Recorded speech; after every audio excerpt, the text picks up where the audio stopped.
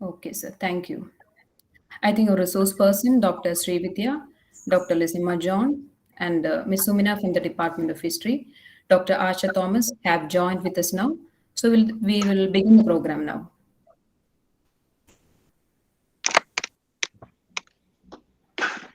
A people without the knowledge of their past history, origin, and culture is like a tree without roots. A concerted effort to preserve our heritage is a vital link to our cultural, educational, aesthetic, inspirational, and economic legacies. All of the things that quite literally make us who we are. A very pleasant good morning, everyone.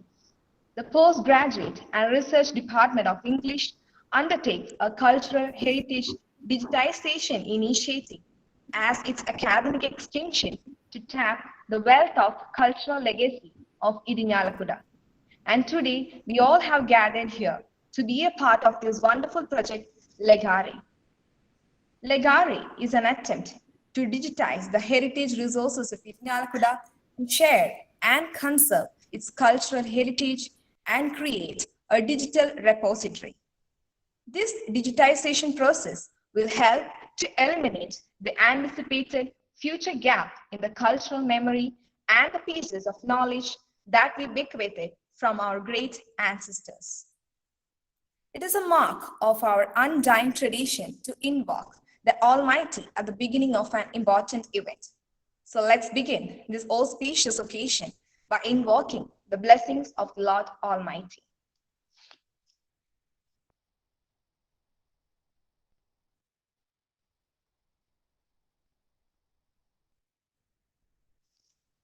Thank you. We all feel blessed indeed.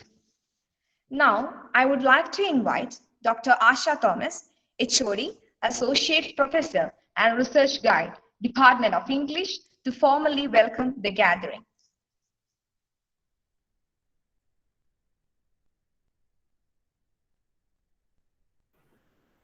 Respected Principal, Dr. Sister Asha Teres, in her absence, esteemed guests of honor, Dr. Lissima John, Associate Professor and Head, Department of Hindi, and Additional Superintendent of Examinations, Dr. Srividya Vattarambat, Assistant Professor, Department of History, Government College, Malappuram, other distinguished guests, Ms. Sumina, Head of the Department of History, heads of other departments, and my very own English family of colleagues and students.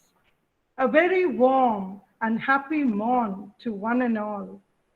I deem it a great honor and privilege to sound the welcome bells to you all today at the launch of Legare, an innovative extension initiative of the Research Department of English. The calendar year 2021 is a milestone for us, for we in the department are celebrating the 40th birthday of the department. We have organized a series of programs under the title Jubilee de Ruby to celebrate our Ruby Jubilee. As the head of the department, I am immensely happy to share with you all that yesterday, at the same time, we launched our student project GLOW, and today we are inaugurating our faculty extension project Legare. So it is double joy for us at the Department of English this special week. Dr. Lissima John, Associate Professor and Head of the Department of Hindi and the Additional Superintendent of Examinations, is here for the inauguration of Project Legare. She has been part of this institution for 33 long years, and this year is her retiring year. an exemplary teacher, and a role model for all her students. She puts her heart and soul into everything that she does, be it big or small. It can be teaching, it can be working in a committee, or it can be looking after her YouTube cooking channel, Rasoi. It is not just 100% for her. I would say it is 200%. When we requested her to inaugurate Legare at the very last minute, as our principal, Dr. Sister Asha, had to urgently visit the university, she readily obliged without any ado. Dearest Lisa, my very special friend, a very fond and formal welcome to the program. Thank you. Dr. Srividya Vattarambat, Assistant Professor, Department of History, Government College, Malappuram, is our keynote speaker. I am happy to share that she is the research guide of Miss Sumina, the HOD of the Department of History here. She is a familiar face at St. Joseph's. This event was actually planned a long time ago in June, but due to events beyond our control, it is only today that God has willed that this event materialized. Dear Dr. Srividya, may I welcome you very, very specially to the Department of English with a large posse of welcome notes and blessings. Thank you, ma'am. Thank you. Thank you, ma'am. May I most especially welcome our pillars of strength, Dr. Sister Asha, Principal in her absence, Vice Principal, Reverend Sister Blessy and Dr. Sister Eliza, Dr. Sister Rose Baston and Dr. Sister Christy, the coordinators of the self-financing and BWalk sections. A very special welcome to Dr. Sister Floweret, the Director of Research and the Dean of Science. A fond welcome to all the retired English faculty who have joined us today. And Miss Sumina, a special welcome to you, as well as the heads of other departments and other esteemed guests. A very formal note of welcome to my young and energetic colleagues, Dr. Lynette Sebastian and Miss Samina Thomas, the faculty coordinators of the Legare initiative of the department. A special note of welcome to Dr. Sajo Jose, other colleagues of the English department, and all the research, PG, and UG students of the department. I conclude with a quote from Mahatma Gandhi. He said, "A nation's culture resides in the hearts and souls of its people. A concerted effort to preserve our culture and heritage is a vital link to our cultural, educational, aesthetic, inspirational, and economic legacies. All of the things that are quite literally help to make us who we are. Every culture is part of the world heritage, and we have to preserve and maintain all of them. Legare is the Department of English's innovative contribution to preserve the cultural heritage of Irnyalakuda for the future generations. Offering best wishes for this digital humanities venture, may I conclude? Thank you, one and all, and a very hearty welcome to Legare. Thank you, ma'am, for your earnest welcome address. I would now like to invite Dr. Lena Sebastian, Assistant Professor, Department of English, to enlighten us about the project Legare.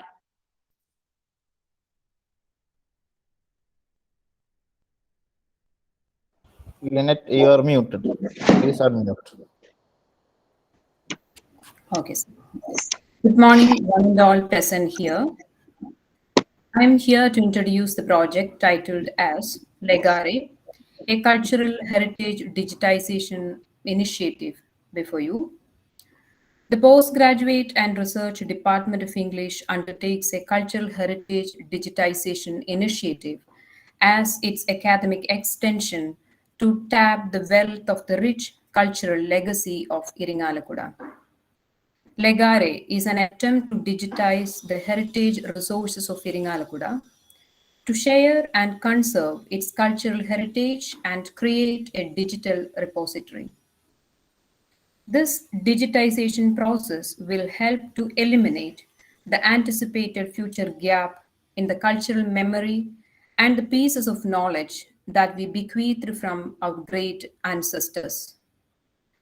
In the contemporary global scenario, digitization of cultural heritage seems to be a significant task to resolve the challenges faced by memory institutions such as galleries, libraries, archives, and museums.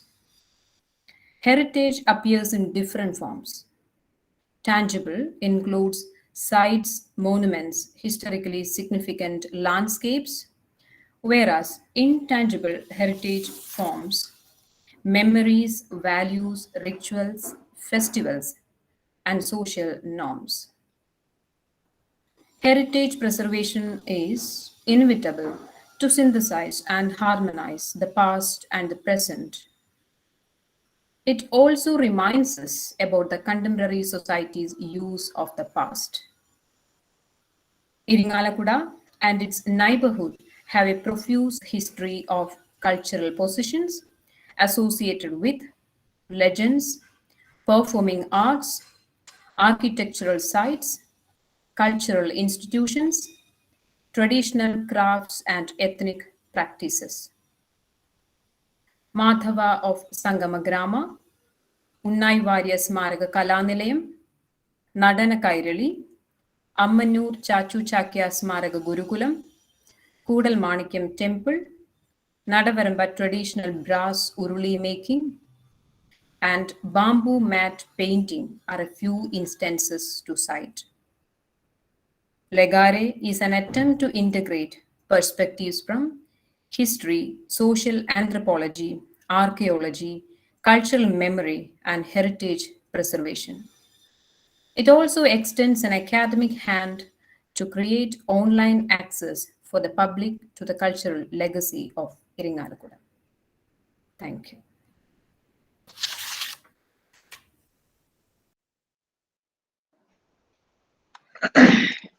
Thank you so much, ma'am, for the perfect introduction. It is now time for the inaugural address of this event, and I feel very privileged to invite Dr. Lisima John, HOD and Associate Professor, Department of Hindi and Additional Superintendent of Exams, St. Joseph's College, Irinalakuda, onto this virtual platform.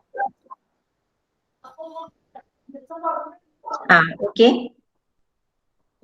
Respected Principal, Dr. Sister Asha Therese, Vice Principals, Sister Blessy, Dr. Sister Eliza, today's Chief Speaker, Dr. Srividya, Dr. Asha Thomas, Head of the Department and Dean of Arts, Dr. Lynette Sebastian, other faculty members, and dear students.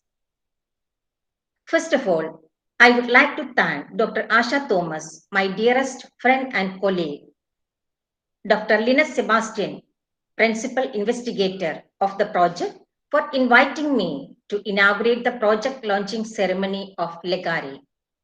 I congratulate the PG and Research Department of English and also Dr. Lynette Sebastian for introducing such a unique project like Legare to first ever in any college. ഇനി ഞാൻ മാതൃഭാഷയിലേക്ക് കടക്കട്ടെ. English ഡിപ്പാർട്ട്മെന്റിന്റെ Ruby ജൂബിലിയോട് അനുബന്ധിച്ച് ഈയിടെ എന്നും ഓരോരോ പരിപാടികൾ നടക്കുന്നത് നാം കണ്ടു കഴിഞ്ഞു. ഇനിയും പലതും വരാനിരിക്കുന്നു, തുടക്കമേ ആയിട്ടുള്ളൂ. മാനേജ്മെന്റിന്റെ സഹായത്തോടെ 3 ഫാക്കൽറ്റി പ്രോജക്റ്റും 2 സ്റ്റുഡൻസ് പ്രോജക്റ്റും ലഭിച്ചിരിക്കുന്നു. എല്ലാം വ്യത്യസ്തങ്ങളായ പ്രോജക്റ്റുകൾ തന്നെ. ഇംഗ്ലീഷ് ഡിപ്പാർട്ട്മെന്റിന്റെ വിവിധങ്ങളായ പ്രവർത്തനങ്ങൾക്കും എക്സ്റ്റൻഷൻ ആക്ടിവിറ്റികൾക്കും ഏറെ സ്നേഹത്തോടെ ആശംസകൾ നേരുന്നു. ഇരിങ്ങാലക്കുടയും ഇവിടുത്തെ കലാ സാംസ്കാരിക പൈതൃകവും എന്നതാണല്ലോ ഈ പ്രോജക്റ്റിന്റെ മുഖ്യ വിഷയം. തിരഞ്ഞെടുത്ത സ്ഥലം തികച്ചും ഉചിതമായത് തന്നെ. അനേകം സംസ്കാരങ്ങളുടെ ഒരു കലവറ തന്നെയാണ് നമ്മുടെ ഇരിങ്ങാലക്കുട. വരദാനങ്ങളുടെ നാട് എന്ന് തന്നെ നമുക്ക് അഭിമാനത്തോടെ പറയാം. അത്രയ്ക്കും കലാ, കായിക, സാംസ്കാരിക, വിദ്യാഭ്യാസ, വ്യാപാര മേഖലകളിൽ മികവ് നേടിയ ശാന്തസുന്ദരമായ പ്രദേശം. ഈ പൈതൃകങ്ങളുടെ വിളനിലത്തിൽ നമ്മുടെ സെന്റ് ജോസഫ്സ് കലാലയവും ഉൾപ്പെട്ടിരിക്കുന്നു എന്നതിൽ നമുക്ക് ഏറെ അഭിമാനിക്കാം. പള്ളികളും അമ്പലങ്ങളും മസ്ജിദുകളും മതമൈത്രിയോടെ കൈകോർത്തു പോകുന്ന ദൈവത്തിന്റെ സ്വന്തം നാട്. അതെ, ആ ഇരിങ്ങാലക്കുടയുടെ കലാ സാംസ്കാരിക പൈതൃകത്തെക്കുറിച്ച് ആഴത്തിൽ അധ്യയനം നടത്താനും ചർച്ചകളിലൂടെയും ഇന്റർവ്യൂകളിലൂടെയും ശേഖരിക്കുന്ന പഠന വിഷയങ്ങളെ ജനസമൂഹങ്ങളിലേക്ക് എത്തിക്കുക എന്ന ഉത്തമ ലക്ഷ്യത്തോടെ തുടക്കം കുറിക്കുന്നതാണ് ഈ പ്രോജക്റ്റ്. നൂതന സാങ്കേതിക വിദ്യകൾ ഇത്രയേറെ വികസിച്ച ഈ കാലഘട്ടത്തിൽ വെറുതെ ഒരു പ്രബന്ധത്തിൽ മാത്രം ഒതുക്കി നിർത്താതെ ആകർഷകമായ രീതിയിൽ ഡിജിറ്റൽ ഡോക്യുമെന്റേഷനിലൂടെ സർവരിലേക്കും ഇരിങ്ങാലക്കുടയുടെ തനതായ പൈതൃകത്തെ എത്തിക്കുക എന്ന ഉദ്യമമാണ് ഈ പ്രോജക്റ്റിന്റെ എടുത്തു പറയത്തക്ക സവിശേഷത. ഒപ്പം ഇതൊരു എക്സ്റ്റൻഷൻ ആക്ടിവിറ്റി കൂടി ആകുന്നതിൽ ഏറെ സന്തോഷമുണ്ട്. പ്രോജക്റ്റിനു വേണ്ടി തിരഞ്ഞെടുത്ത സ്ഥലത്തെ പോലെ തന്നെ തിരഞ്ഞെടുത്ത വിഷയവും അവതരണ രീതിയും ഏറെ ഹൃദയസ്പർശിയായി എനിക്ക് തോന്നുന്നു. കാരണം ലോകം പുരോഗതിയിലേക്ക് പോകുമ്പോൾ ആധുനികതയെ മാത്രം ഉറ്റുനോക്കുവാനും അതിനെ ഉൾക്കൊള്ളുവാനും പ്രാവർത്തികമാക്കുവാനും ശ്രദ്ധിക്കുമ്പോൾ ഒരുപക്ഷേ നാം അറിയാതെ തന്നെ നമ്മുടെ പഴമയെ, പഴയ സംസ്കാരത്തെ അപ്പാടെ മറക്കുന്നു, അല്ലെങ്കിൽ മറക്കാൻ ശ്രമിക്കുന്നു, അല്ലെങ്കിൽ ആഗ്രഹിക്കുന്നു. ഏതൊരു നാടിന്റെയും വികസനത്തിൽ അതിന്റെ ആദ്യകാല പാരമ്പര്യങ്ങൾ ഏറെ പങ്കുവഹിക്കുന്നു എന്നത് ഒരു വസ്തുത തന്നെയാണ്. അത് നാം ഓരോരുത്തരും ഓർക്കേണ്ട ഒരു കാര്യവും കൂടി ആണ്. പാരമ്പര്യം എന്നാൽ, അല്ലെങ്കിൽ പാരമ്പര്യം എന്നത് ഒരു വലിയ സമ്പത്ത് തന്നെയാണ്. നമുക്ക് അതൊരു അഭിമാനവുമാണ്. നമ്മുടെ പാരമ്പര്യത്തെക്കുറിച്ച് പറയുമ്പോൾ അത് ശരിക്കും ഒരു റിലേ പോലെയാണ്. കൈമാറി കൈമാറി അത് പോരുന്നു. എന്നാൽ ഇന്നത്തെ ന്യൂജൻ എന്ന് വിശേഷിപ്പിക്കുന്ന വിഭാഗത്തിനും ഇനിയും വരാനിരിക്കുന്ന തലമുറകൾക്കും നമ്മുടെ പഴമയുടെ പാരമ്പര്യത്തിന്റെ തിരിനാളങ്ങളെ കെടുത്തിക്കളയാതെ കൂടുതൽ തെളിച്ചമുള്ളതാക്കി പകർന്നു കൊടുക്കുക എന്നത് നമ്മുടെയൊക്കെ അധ്യാപന ജീവിതത്തിന്റെ വലിയ ഉത്തരവാദിത്തമാണ്. അതുപോലെ തന്നെ ഞാനും നിങ്ങളുമൊക്കെ ഓരോ കുടുംബത്തിൽ നിന്ന് സമൂഹത്തിലേക്ക് വന്നവരാണ്. പല പാരമ്പര്യങ്ങളും മൂല്യങ്ങളും നമ്മിൽ കുടികൊള്ളുന്നുണ്ട്. പാരമ്പര്യങ്ങളെയും മൂല്യങ്ങളെയും ചേർത്ത് പിടിക്കുമ്പോൾ ചിലപ്പോഴൊക്കെ അനിവാര്യമായ മാറ്റങ്ങൾ ആവശ്യമായി വന്നേക്കാം. കുഴപ്പമില്ല. നല്ലതിനെയൊക്കെ നമുക്ക് ഉൾക്കൊണ്ടുകൊണ്ട് വിവേകത്തോടെ നമ്മുടെ കൈകളിൽ കൂടി കടന്നു പോകുന്ന ആ യുവതലമുറയ്ക്ക് പകർന്നു കൊടുക്കുന്നത് വളരെ ഉചിതമായിരിക്കും. പൈതൃകങ്ങളെ കുറിച്ച് പറയുകയാണെങ്കിൽ സജീവ പൈതൃകം, സാംസ്കാരിക പൈതൃകം, പ്രകൃതി പൈതൃകം, ദേശീയ പൈതൃകം, വ്യക്തമായ പൈതൃകം, അദൃശ്യമായ പൈതൃകം, ചരിത്ര പൈതൃകം, ഇങ്ങനെ പലതുമുണ്ട്. നമ്മൾ ഇന്നിവിടെ ലോഞ്ച് ചെയ്യാൻ പോകുന്ന പ്രോജക്റ്റിൽ ഇരിങ്ങാലക്കുടയുടെ കൾച്ചറൽ ഹെറിറ്റേജ്, കലാ സാംസ്കാരിക പൈതൃകത്തെ പറ്റിയുള്ള ഒരു വിശദമായ പഠനമാണ് ഉൾക്കൊള്ളിച്ചിരിക്കുന്നത്. ഇതുപോലുള്ള പഠനങ്ങളിൽ നമ്മുടെ പാരമ്പര്യങ്ങൾ, വിശ്വാസങ്ങൾ, ആചാരാനുഷ്ഠാനങ്ങൾ, മൂല്യങ്ങൾ, കലാപരവും ഫോക്ലോറും ആയിട്ടുള്ള പല ആവിഷ്കാരങ്ങളും ചേർന്നിരിക്കുന്നു എന്നത് സത്യമാണ്. ഇതിന്റെയൊക്കെ പുറകിൽ പൂർവികരുടെ അധ്വാനം ധാരാളമായിട്ടുണ്ട്. ഇരിങ്ങാലക്കുടയുടെ സാംസ്കാരിക പൈതൃകത്തിന്റെ പുറകിലും ധാരാളം സുമനസ്സുകളുടെ കഠിനാധ്വാനം ഉണ്ടായിട്ടുണ്ട്.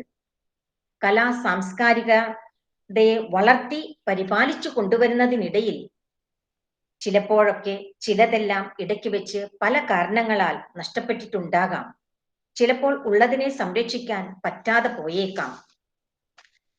ലോകത്തിന്റെ വളർച്ചയിൽ ചിലപ്പോൾ നാം നമ്മുടെ ഭാരതീയമായ പല പാരമ്പര്യങ്ങളെയും മൂല്യങ്ങളെയും മറക്കാനും വേണ്ടെന്ന് വെക്കാനും പകരം കൂടുതൽ പാശ്ചാത്യ സംസ്കാരത്തെയും കാഴ്ചപ്പാടുകളെയും സ്വീകരിക്കുവാനും നിർബന്ധിതരായി തീരുന്നു. അല്ലെങ്കിൽ ചിലപ്പോൾ നാം അതിനെ അനുകരിക്കുവാൻ ശ്രമിക്കുന്നു. ഇങ്ങനെയുള്ള ഈ സന്ദർഭത്തിൽ ഇതുപോലുള്ള ഇന്നൊവേറ്റീവും ഇൻഫോർമേറ്റീവും ആയിട്ടുള്ള പ്രോജക്റ്റുകൾ മാനവ സമൂഹത്തിന് ഗുണകരമാകും എന്ന് ഞാൻ ഉറച്ച് വിശ്വസിക്കുന്നു. പ്രത്യേകിച്ച് ഡിജിറ്റൽ ഡോക്യുമെന്റേഷനിലൂടെ ആകുമ്പോൾ അതിന് ഏറെ പ്രസക്തിയും ഉണ്ടാകും എന്ന് ഉറപ്പാണ്.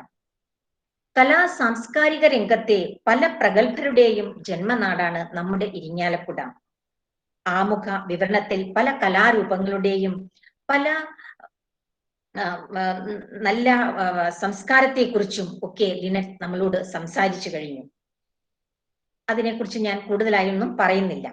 കലാ സാംസ്കാരിക പൈതൃകത്തെ ഉള്ളറിഞ്ഞു കണ്ട് മനസ്സിലാക്കുവാനും ഇരിങ്ങാലക്കുടയുടെ കലാ സാംസ്കാരിക പൈതൃകത്തെ ഉള്ളറിഞ്ഞു കണ്ട് മനസ്സിലാക്കുവാനും മറ്റുള്ളവർക്ക് ഏറെ ഉപകാരപ്രദമാക്കുവാനും വേണ്ടിയിട്ടുള്ള ഈ ഉദ്യമത്തിന് എല്ലാവിധ ആശംസകളും ദൈവാനുഗ്രഹങ്ങളും ഞാൻ നേരുകയാണ്.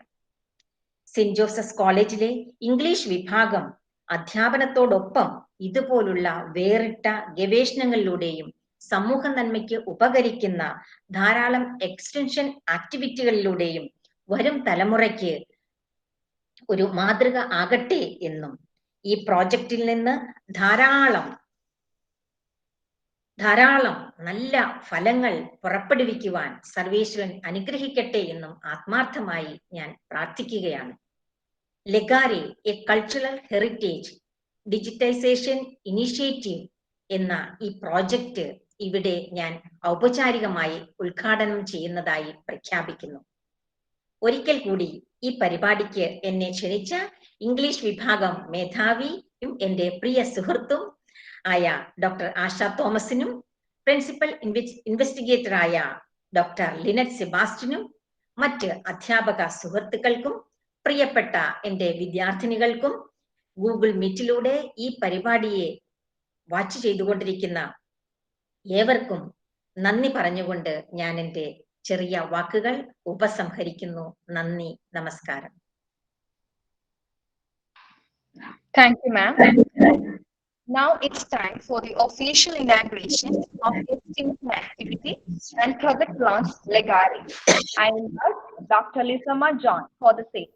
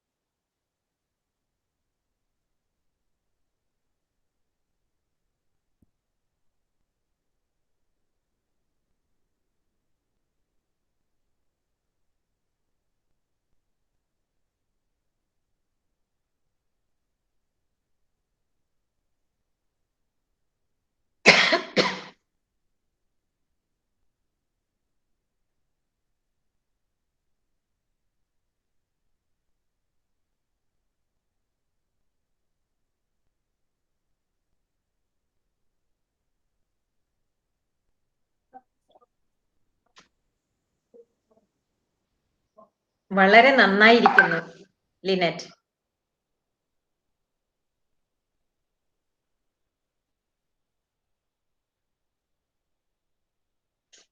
Thank you, Miss.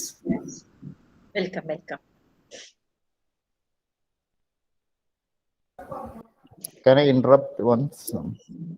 I request all the participants to switch on their videos so that we could take a screenshot for documentation.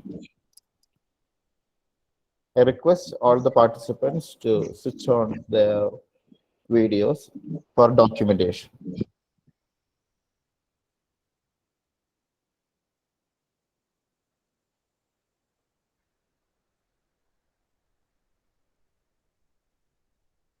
Okay, hope everyone is ready.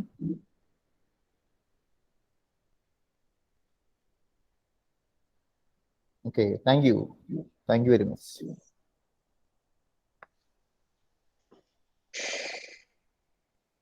Thank you, Lisama ma'am. I'm profusely elated to invite Dr. Srividya Vattarambat, Assistant Professor and Research Guide, Department of History, Government College, Malappuram, for giving out the keynote speech. Over to you, ma'am. Thank you. 1 second. I have to change to presentation mode.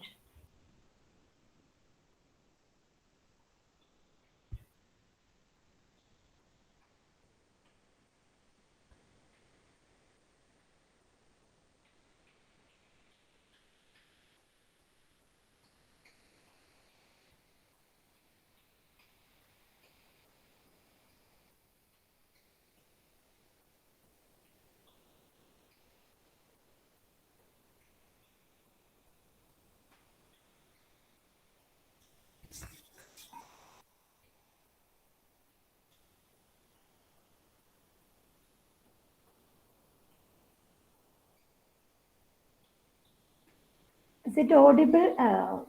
Is it audible? Kelka, Miss Yes, Kelka. ma'am. Yes, ma'am. Okay, thank you, thank you.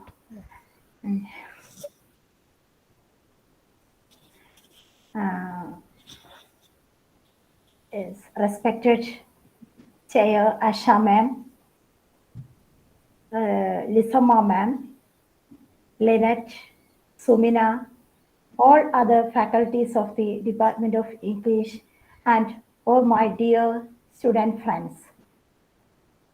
I am very happy to be here to share some ideas with you because Iringalakuda is one of my favorite places. And as regards St. Joseph's College, I have a good connection with the college and also the Department of History. The faculties of Department of History, Jose and Sumina, are my close friends. And also, once I was a member of the Board of Studies of History, Department of St. Joseph's College, Iringalakuda. And the place Iringalakuda is also very familiar and my lovely place. And every nook and corner of Iringalakuda is familiar to me. Now also, I am in the memory of these places. And once when Lynette ma'am called me and requested me to share a few words with you regarding this project and others, I am very happy. I was very happy, and without any negligence, I agreed because I think these places are very close to me, and I think all this place is mine.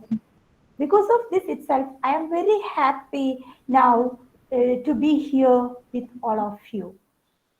I am sharing my thanks to the faculties of the Department of History to invite me for sharing few ideologies regarding the cultural heritage. And also I extend my best wishes for the new initiative program inaugurated by the Department of English, Lagare, a cultural heritage digitization initiative. Because now I think that the other stream students also are interested in history. I'm very glad by hearing this. Now let us, with this, I am starting my presentation, and the title of my presentation is Recapitulation of the Cultural Heritage of Iringalakuda. And here, first of all, I wish to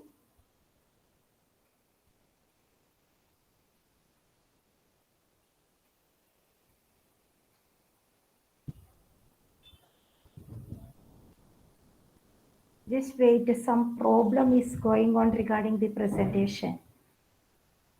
Just wait for a few minutes. I will stop sharing and again start. Okay, Miss.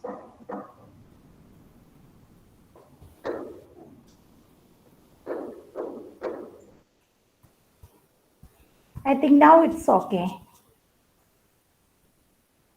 Yes, ma'am. കാണുന്നുണ്ട്. Yes.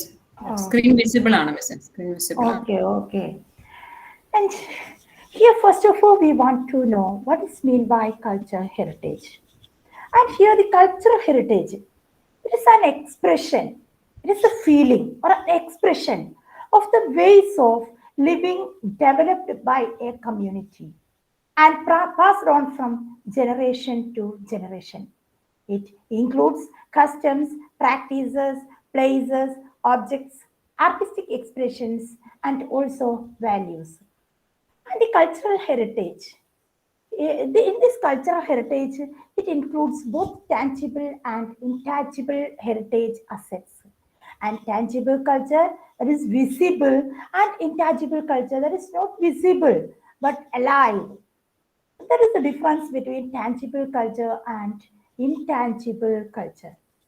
And tangible culture includes buildings, monuments, landscapes, books, works, art, and artifacts. And intangible culture that includes the cultural traditions or living expressions inherited from one generation to another generation, from our ancestors uh, to the next generations, just like the traditions, performing skills, performing acts, social practices, rituals, festivals, knowledge, and practices which is concerned with nature and the universe of skills. And also it includes the traditional crafts, just like folk crafts, which includes folklore, traditions, language, knowledge, etc. And it is necessary because of this itself that it is necessary to preserve both the tangible and intangible cultures, because it helps us to know about our past. It helps us to know about our past, and also it helps us to know who are we. Just for knowing this also, the preservation of this culture or cultural heritage is a necessary one. And then also, even though the legacies of past includes in this culture, not all legacies include. The legacies that are selected by a society, that also included in the cultural heritage. Lot of myths and others we can see that we cannot supposed to see us or include as cultural heritage. And this cultural heritage that produces tangible representation of the value systems, beliefs, traditions, and lifestyles, which contains these visible and tangible traces from antiquity to the recent past. We can see both, we can make a comparison of the present day situations and the past through this cultural studies. And this cultural heritage that includes the sites, things, and practices a society regards as old, important, and worthy of conservation. It is currently the subject of increasing popular and scholarly attention worldwide, and its conceptual scope is expanding. As we know, the preservation of these cultural things, that is one of the most important thing in present day, because our new generation wants to know why we visiting all these cultural heritage centers or historical places just like Taj Mahal and all. Just by viewing these buildings, by viewing all these, we will feel that all these are with us at present. If we are viewing Taj Mahal, we can feel It will feel us that that ruler Shah Jahan and Mumtaz Mahal is with us. We will feel if we are visiting there. That means the preservation of all these helps us to feel our past. Really. And just example, I have to say one thing that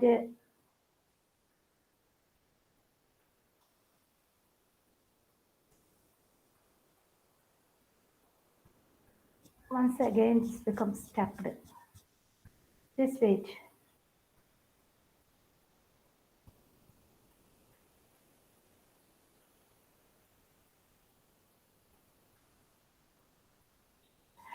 Okay, and just if we are going through all these sites, you will feel really all these buildings are having life.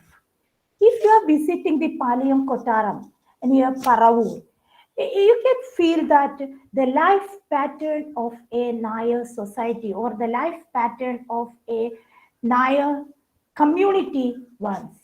If you are visiting the building of Nalukattu, which is there in this Palayam, you can feel that what kind of a life pattern that they follow. Just to feel it, just for feeling it. Then it is necessary to preserve all these buildings. ഒരു കല്ലിനുമുണ്ട് ഒരു കഥ പറയാൻ എന്ന് പറഞ്ഞ പോലെയാണ് ഈ ഒരു preservation എന്ന് പറയുന്നത്. It will feel us, really. We will feel that there is life to all these buildings and all. And here is cultural heritage that includes cultures, not only buildings or any other things. We can see that it include cultures, customs, beliefs, rites, rituals, ceremonies, indigenous knowledge, social customs and traditions, arts, crafts, music, political and ideological beliefs that influence culture and the behavioral pattern of the people, their history, their practices concerning the natural environment, just like cows. If we are viewing some cows, we can feel the natural elements, environmental pattern. We have to see or we have to feel the environmental pattern which includes in that cows. And then religious and scientific traditions that we can feel, languages, sports, food, drink, calendars, traditional clothing, cyber cultures, and just like all these things will include in the cultural heritage, not only a building or not only anything, just like an art form. All these, or even if there exists some beliefs and practices, that also will be part and parcel of this cultural heritage. If there include some traditions or some languages, the language system, that will be different in some places. So we can see some peculiar language system in some particular areas. Here in Malappuram, there is a place, Irumpuri. And here we can see a particular communication system, a language without any script, Maigudu. That is a language which exists in that particular area itself. And just like that, if we are investigating, we can see such kinds of languages, then the food customs, drinking system, all these will be different from one place to another place. If we are inquiring, we can see, we can feel this. All this will be part and parcel of this cultural heritage.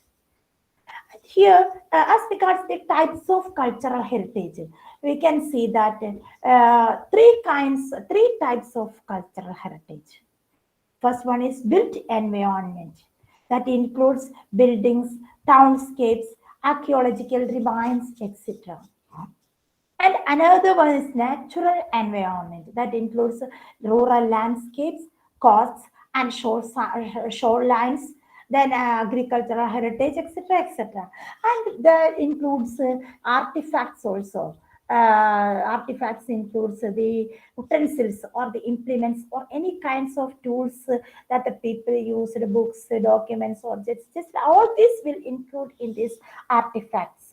And what is the significance of artifacts? For the history of one particular period itself, the prehistoric period. the remains, especially these artifacts, are the most important sources for the reconstruction of their particular history. The shape of that artifacts, the form, then the metals that they use, and all these. On the basis of that, it's these artifacts that the period itself has been divided into various ways, and the reconstruction become possible only on the basis of these artifacts, especially this Paleolithic age, Neolithic age, then Bronze Age, Iron Age, and just like that. What kind of implements, what kind of tools that they used. And because of this itself, that artifacts are most important sources and also another type of cultural heritage. And also another type of cultural heritage.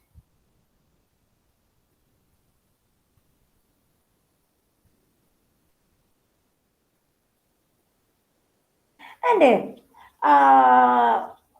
now I think, what is the importance of this culture preservation or this cultural history that you got? Because just for knowing us, just for knowing our environment, just for knowing our past, it is necessary to preserve this cultural heritage.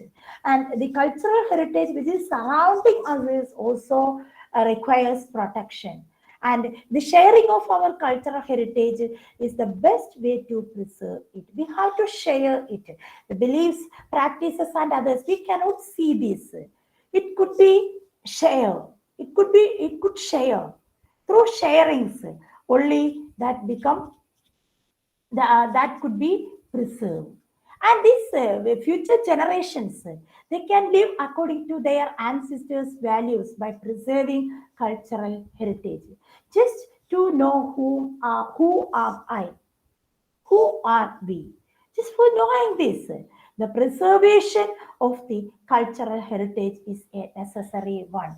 And cultural heritage and the natural history of a nation, that has a very high value and a unique place itself. And it is an identity of a particular place. Just to know, you all told that Irinjalakuda is all having a great cultural heritage. And the Irinjalakuda is famous because of this cultural heritage. The existence of such a culture, because of the existence of a culture, because of this Kodalmanikyam temple, because of the life history of Ammanur Madhava Chakyar or Unnai Warrior or Sanghama Madhava, or just like that, K. Radhakrishnan, just like a lot of luminaries were there in Irinjalakuda. And because of their names itself, that Irinjalakuda is famous. Not only that, a lot of other things also there in Irinjalakuda which are to be preserved. And therefore, the identity of a particular place, that depends upon its cultural heritage. Therefore, we should not suppose to neglect our cultural history or our cultural heritage. And from here onwards, I am moving to the cultural history of Irinjalakuda. Are you audible, ma'am? Lynette, ma'am?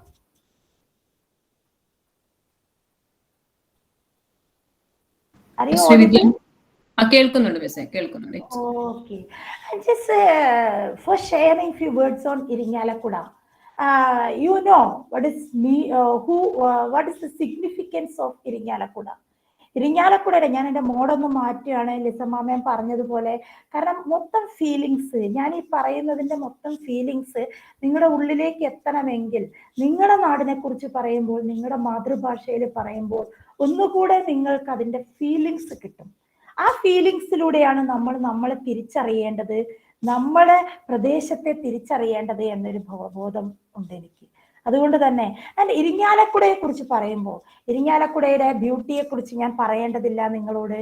ഇരിങ്ങാലക്കുടയുടെ ലാൻഡ്സ്കേപ്പിനെ കുറിച്ച് നിങ്ങൾക്ക് ഞാൻ പറഞ്ഞു തരേണ്ടതില്ല. അതിന്റെ ജോഗ്രഫിയെ കുറിച്ച് ഞാൻ പറഞ്ഞു തരേണ്ടതില്ല. Because you all are familiar with that particular place, because you belong to that particular place. നിങ്ങളുടെ നാടാണ്, നിങ്ങളാണ് അവിടുത്തെ രാജാക്കന്മാര്, നിങ്ങളാണ് അവിടുത്തെ മേധാവികള്. നിങ്ങൾക്കറിയുന്നിടത്തോളം മറ്റാർക്കും അതിനെക്കുറിച്ച് അറിയില്ല എന്നുള്ളത് കൊണ്ട് തന്നെ അതിന്റെ ഭൂപ്രകൃതിയെക്കുറിച്ചും ബാക്കിയൊന്നും ഞാൻ പറയുന്നില്ല. To me it is a very beautiful place. ഏറ്റവും അടുത്തറിയുന്ന ഒരു പ്രദേശമാണ്. ശരിക്കും കോവിഡ് കാലഘട്ടത്തിനോട് ഞാനിപ്പോ കുറച്ച് അസൂയ കാണിക്കുകയാണ്. കാരണം ഈ ഒരു കോവിഡ് ഇല്ലായിരുന്നെങ്കിൽ നിങ്ങളുടെ കൂടെ അവിടെ വരാൻ എനിക്ക് കഴിയുമായിരുന്നു എന്നുള്ളത്, ഒരിക്കൽ കൂടി ആ നാടിനെ ആ മണ്ണിനെ തൊട്ടറിയാൻ കഴിയുമായിരുന്നു എന്നുള്ള ഒരു ഫീലിംഗ് ഇപ്പൊ എനിക്കുണ്ട്. എങ്കിലും ഞാനിപ്പോ ഇരിഞ്ഞാലക്കുടയിലെ മണ്ണിൽ നിന്ന് സംസാരിക്കുന്ന പോലെയാണ് എനിക്ക് തോന്നുന്നത്. ദെൻ ഓൾസോ ഈ ഇരിഞ്ഞാലക്കുട എന്ന് പറയുന്ന കൊച്ചിൻ സ്റ്റേറ്റിന്റെ ഒരു ഭാഗമാണ് എന്നുള്ളത് നിങ്ങൾക്ക് അറിയാമല്ലോ. തിരുവിതാംകൂർ, കൊച്ചി, മലബാർ കേരളത്തിനെ 3ആയിട്ടായിരുന്നു ഡിവൈഡ് ചെയ്തിട്ടുണ്ടായിരുന്നത്. അതിൽ തിരുവിതാംകൂറും കൊച്ചിയും രാജ്യഭരണം നിലനിന്നിരുന്ന സമയത്ത് 1792 ശ്രീരംഗപട്ടണം ട്രീറ്റിയോട് കൂടി മലബാർ മൊത്തത്തിലെ ബ്രിട്ടീഷുകാരുടെ നേരിട്ടുള്ള ഭരണത്തിന് കീഴിലേക്ക് വരികയായിരുന്നു. From there onwards there we can see a separate history of Malabar. At the same time, the history of Cochin and Travancore that remains same because there existed the rule of kings. Kochi രാജാവിന്റെയും തിരുവിതാംകൂർ രാജാവിന്റെയും കീഴിലായിരുന്നു ഈ പ്രദേശങ്ങൾ. നിങ്ങൾക്ക് ഈ കൊടുങ്ങല്ലൂരിന്റെയും ഇരിഞ്ഞാലക്കുടയിലെയും ഒക്കെ പല ഭാഗങ്ങളിൽ നടക്കുമ്പോൾ അതിൻ്റെയൊക്കെ ഒരു ഹിസ്റ്ററി പരിശോധിക്കുമ്പോൾ നിങ്ങൾക്ക് മനസ്സിലാവും അവിടെ പല ഭാഗങ്ങളും തിരുവിതാംകൂറിന്റെ ഭാഗമാണ്, പല ഭാഗങ്ങളും കൊച്ചിയുടെ ഭാഗമായിട്ട് നിങ്ങൾക്ക് കാണാൻ സാധിക്കും. ഈ കൊതിക്കല്ലുകൾ പല ഭാഗങ്ങളിലും കാണാൻ സാധിക്കും. അതിന്റെ പല ഭാഗങ്ങളും തിരുവിതാംകൂർ രാജാവിന്റെ കീഴിലായിരുന്നു. ഇവൻ ഇരിഞ്ഞാലക്കുടയ്ക്ക് പോലും അങ്ങനെ ഒരു ചരിത്രം പറയാനുണ്ട്. ഞാൻ അതിലേക്ക് കടന്നു വരാം.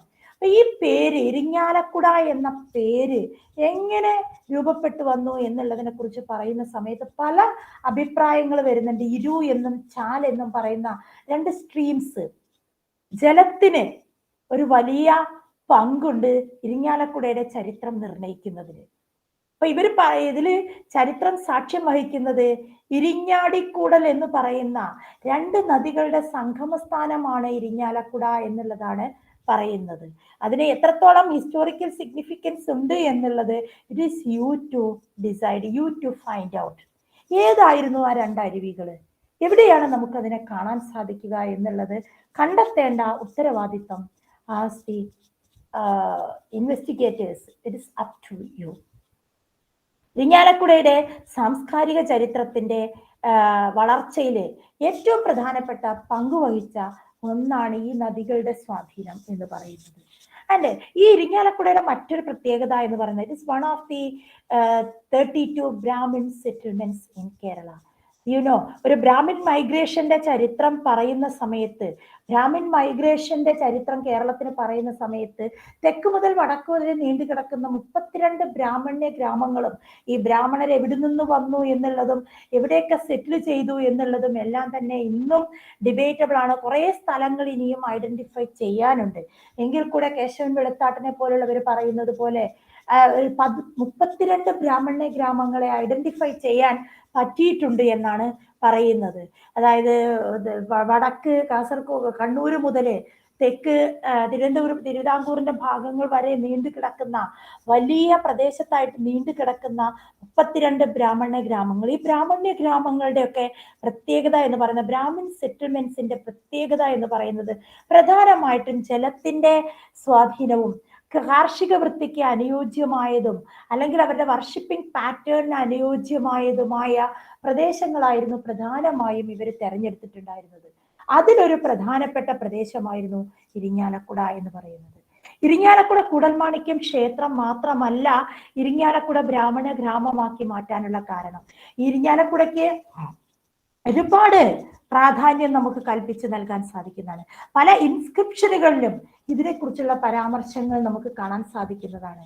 അതിലെ തലക്കാട് ഇൻസ്ക്രിപ്ഷൻ, രാജശേഖരന്റെ 11ാം നൂറ്റാണ്ടിലെ രാജശേഖരൻ എന്ന് പറയുന്ന കുലശേഖര രാജാവായിരുന്ന രാജശേഖരന്റെ, കുലശേഖരന്മാരുടെ ആസ്ഥാനം മഹോദയപുരമാണ് എന്ന് പറയുന്നുണ്ട്. ഈ മഹോദയ എന്ന് പറയുന്നത് കൊടുങ്ങല്ലൂരിനടുത്തുള്ള തിരുവഞ്ചിക്കുളമാണ് എന്നുള്ളത് പറയുന്നുണ്ട്. Even though it is debatable, വഞ്ചിയാണ് എന്ന് പറയുന്നുണ്ട്, തിരുവഞ്ചിക്കുളമാണ് എന്ന് പറയുന്നത്. One thing is clear that one of the centre of this Kulasekharas that was this Thiruvanchikulam. Kodungallur അവരുടെ ഒരു ആസ്ഥാനമായിരുന്നു എന്നതിന് ഒരു തർക്കവുമില്ല. ബിക്കോസ് ഇവിടെ നിന്ന് ധാരാളം റിമൈൻസ് ഇവരുടെ ആസ്ഥാനമായതിനുള്ള തെളിവുകളായിട്ട് നമുക്ക് കിട്ടിയിട്ടുണ്ട്. കൊടുങ്ങല്ലൂരിന്റെ പ്രാന്തപ്രദേശങ്ങളിലുള്ള പല പേരുകളിലും ഈ കുലശേഖരന്മാരുടെ ചേരമാൻ പറമ്പ്, കോതപ്പറമ്പ്, അങ്ങനെ തുടങ്ങിയ പല സ്ഥലപ്പേരുകളും നമുക്ക് കാണാൻ സാധിക്കുന്നതാണ്.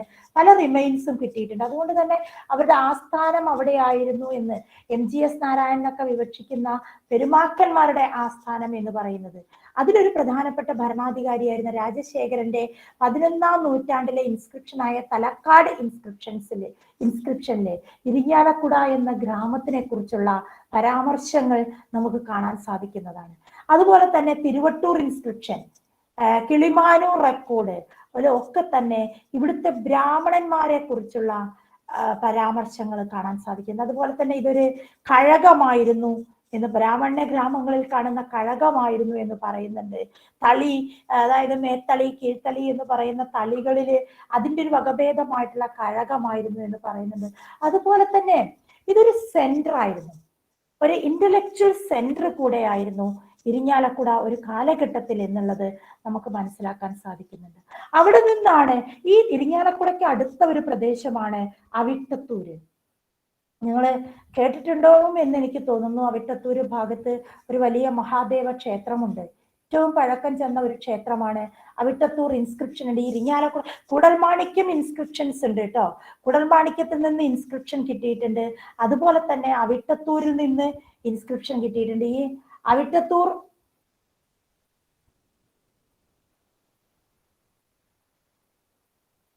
അവിട്ടത്തൂർ ഇൻസ്ക്രിപ്ഷനിൽ നിന്ന് ഈ അവിട്ടത്തൂര് ഭാഗത്ത് നിന്നുള്ള അവിട്ടത്തൂര് ടെമ്പിളുമായി ബന്ധപ്പെട്ട അവിട്ടത്തൂർ ഇൻസ്ക്രിപ്ഷൻ ഉണ്ട്.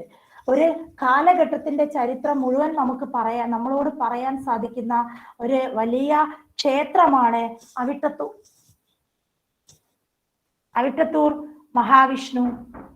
അവിട്ടത്തൂർ ശിവക്ഷേത്രം എന്ന് പറയുന്നത്. ഈ അവിട്ടത്തൂർ ടെമ്പിളും അവിട്ടത്തൂർ ശിവക്ഷേത്രം അതിന് തൊട്ടടുത്തായിട്ട് നിങ്ങൾ പോയി കാണണം. കണ്ടിട്ടില്ലെങ്കിൽ ആ ക്ഷേത്രം ഒന്ന് കാണണം നിങ്ങൾ. പിന്നെ ഈ അവിട്ടത്തൂരും ഒരു ബ്രാഹ്മണ ഗ്രാമമായിരുന്നു. അതിനെ ചുറ്റിപ്പറ്റി ധാരാളം ബ്രാഹ്മണ്യ ഇല്ലങ്ങള്, ഒരു സെറ്റിൽമെന്റ് ഏരിയ ആയിട്ട് കൂടെ ഇത് നിങ്ങൾക്ക് കാണാൻ സാധിക്കുന്നതാണ്. അതുപോലെ തന്നെ ഈ കുടൽമാണിക്യം ടെമ്പിള് അതൊരു ബ്രാഹ്മണ ക്ഷേത്രമായിരുന്നില്ല എന്നുള്ളതാണ് ചരിത്രം പറയുന്നത്. ഒരു ജൈന ക്ഷേത്രമായിരുന്നു, ഭരതേശ്വരന്റെ ക്ഷേത്രമായിരുന്നു എന്നാണ് അത് കാണുന്നത്. നിങ്ങൾക്ക് പല സമയത്തും ആ ഐഡല് ന്യൂഡ് ഫോമിൽ കാണാൻ സാധിക്കുന്നതാണ്. അതായത് ഒരു ദിഗംബര ജൈനിസ്റ്റ് ട്രഡീഷൻ അവിടെ കാണാമെന്നാണ് ചരിത്രം സാക്ഷ്യം പറയുന്നത്. അതായത് ഒരു ന്യൂഡ് ഫോമിലാണ് ആ ഭരതേശ്വരന്റെ പ്രതിഷ്ഠ എന്നും ബ്രാഹ്മണൈസേഷന്റെ ഭാഗമായിട്ട് ഇതിനെ മാറ്റിയതാണ് എന്നും പറയപ്പെടുന്നുണ്ട്. ആൻഡ് അതിനപ്പുറത്തേക്ക് ഇരിങ്ങാലക്കുടയ്ക്ക് ഒരു പ്രത്യേകതയുണ്ട്. മധ്യകാലഘട്ടത്തിന്റെ ഒരു പവർ സെന്റർ ആയിരുന്നു ഇരിങ്ങാലക്കുട എന്നുള്ളത്. തച്ചുടയ കൈമളുമായി ബന്ധപ്പെട്ട് പറയുന്ന സമയത്ത് തച്ചുടയ കൈമൾ എന്ന് പറയുന്ന ഇതിന് കൊല്ലിനും കൊലയ്ക്കും അധികാരമുണ്ടായിരുന്ന, അല്ലെങ്കിൽ ഈ ഇരിങ്ങാലക്കുടയുടെ മുഴുവൻ, ഈ ക്ഷേത്രത്തിന്റെ മുഴുവനും അവസാന വാക്കായിരുന്നു തച്ചുടയ കൈമൾ എന്നാണ് പറയുന്നത്. അതായത് ഈ കുടൽമാണിക്യം ക്ഷേത്രത്തിന്റെ ആത്മീയ ഭരണകാര്യങ്ങളിലെ നടത്തിപ്പുമായി ബന്ധപ്പെട്ടുള്ള ഒരു സ്ഥാനപ്പേരാണ് തച്ചുടയ കൈമളുടെ പേര് എന്ന് പറയുന്നത്.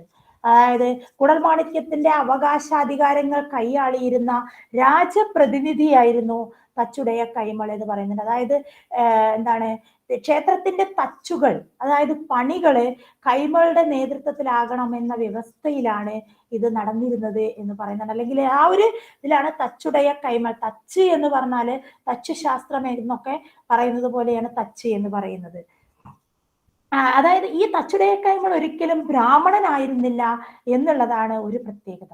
തച്ചുടയ കൈമൾ ശൂദ്ര നായരായിരുന്നു എന്നുള്ളതാണ് പറയുന്നത്.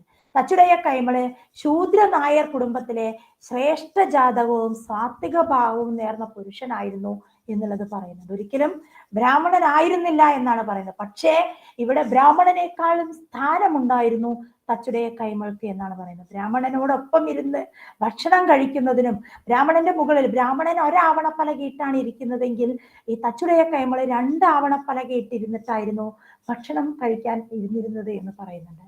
അല്ലെങ്കിൽ അത്രയും അധികാര സ്ഥാനമുണ്ടായിരുന്ന ഒരാളായിരുന്നു എന്ന് പറയുന്നുണ്ട്.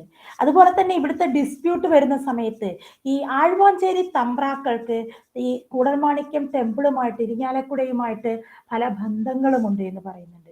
തിരുവിതാംകൂറും കൊച്ചിയും തമ്മിൽ നടന്ന ഡിസ്പ്യൂട്ടില് ആരാണ് ഇവിടുത്തെ അധികാരി എന്നതിനെ കുറിച്ച് നടന്ന ഡിസ്പ്യൂട്ടുകളിലൊക്കെ തന്നെ മധ്യസ്ഥം വഹിച്ചിരുന്നത് ആഴ്വാഞ്ചേരി തമ്പ്രാക്കളായിരുന്നു എന്ന് പല രേഖകളിലും കാണാൻ സാധിക്കുന്നതാണ്.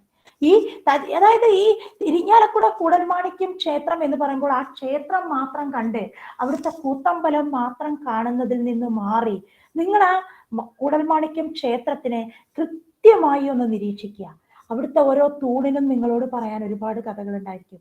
അവിടെ ഒരുപാട് തച്ച് പണികളുണ്ട്, കൊത്തുപണികളുണ്ട്, ഒരുപാട് ചിത്രങ്ങളുണ്ട്. നിങ്ങൾക്ക് അവിടെ ചുമർ ചിത്രങ്ങളുണ്ട്, കൊത്തുപണികളുണ്ട്, അതുപോലെ തന്നെ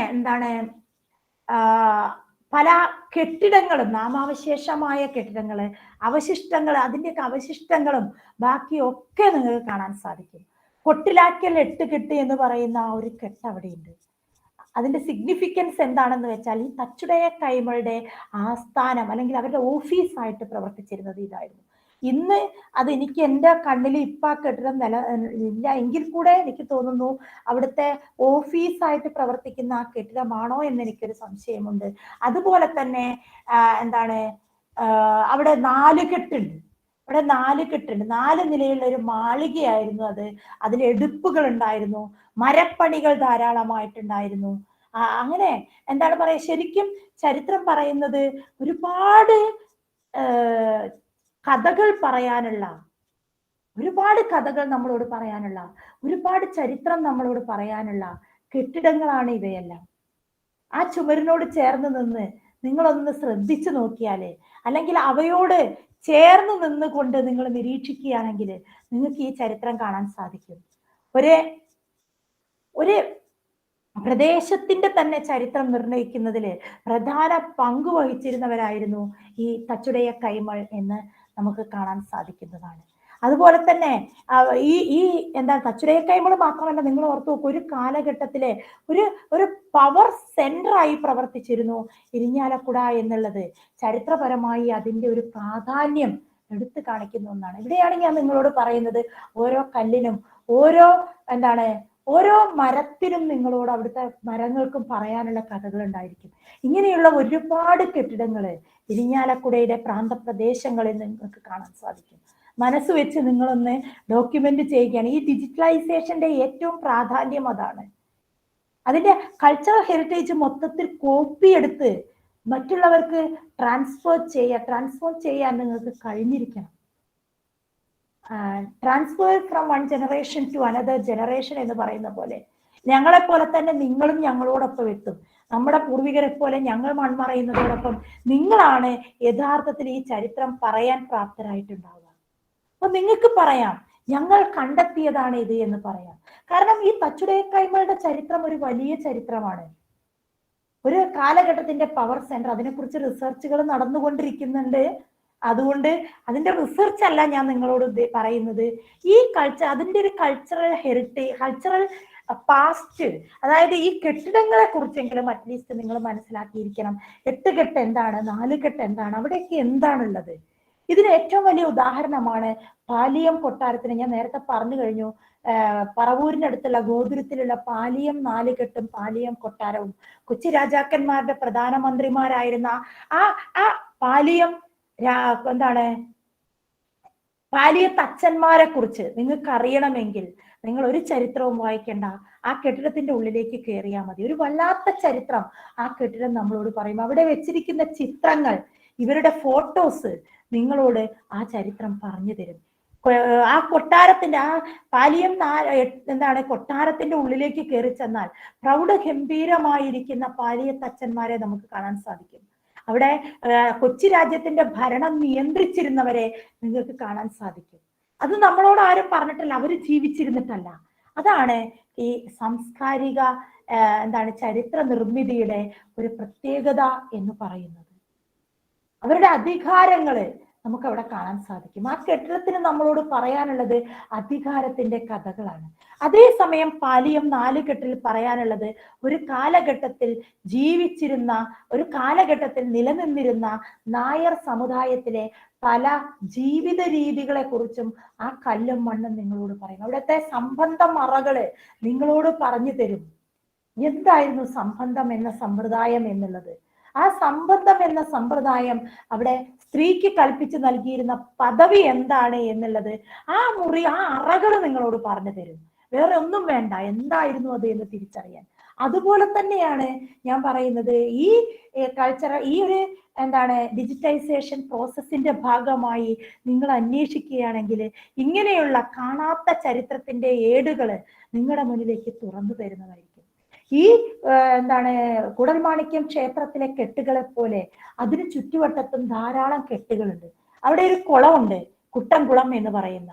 കുട്ടൻകുളം സമരം നടന്നിട്ടുണ്ട്. എന്തിനു വേണ്ടിയായിരുന്നു ചാത്തൻ മാസ്റ്ററുടെ നേതൃത്വത്തില് കുട്ടൻകുളം സമരം നടന്നത് എന്നുള്ളത് നമുക്ക് മനസ്സിലാക്കണമെങ്കിൽ ആ കുളത്തിന് ചുറ്റുമൊന്ന് നടന്ന് നിങ്ങൾ അന്വേഷിച്ചാൽ മതി. അയിത്തജാതിക്കാർക്ക് വഴി നടക്കുന്നതിന് വേണ്ടി അതിനു വേണ്ടിയുള്ള സമരമായിരുന്നു കുട്ടൻകുളം സമരം എന്ന് പറയുന്നത്.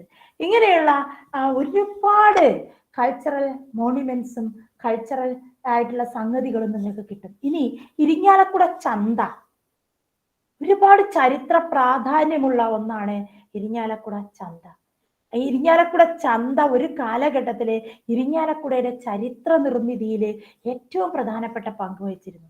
ഇരിങ്ങാലക്കുടയുടെ ജനജീവിതം നിയന്ത്രിച്ചിരുന്ന ഒരു പ്രധാന ഘടകം കൂടെയായിരുന്നു ഇരിങ്ങാലക്കുട ചന്ത എന്ന് പറയുന്നത്.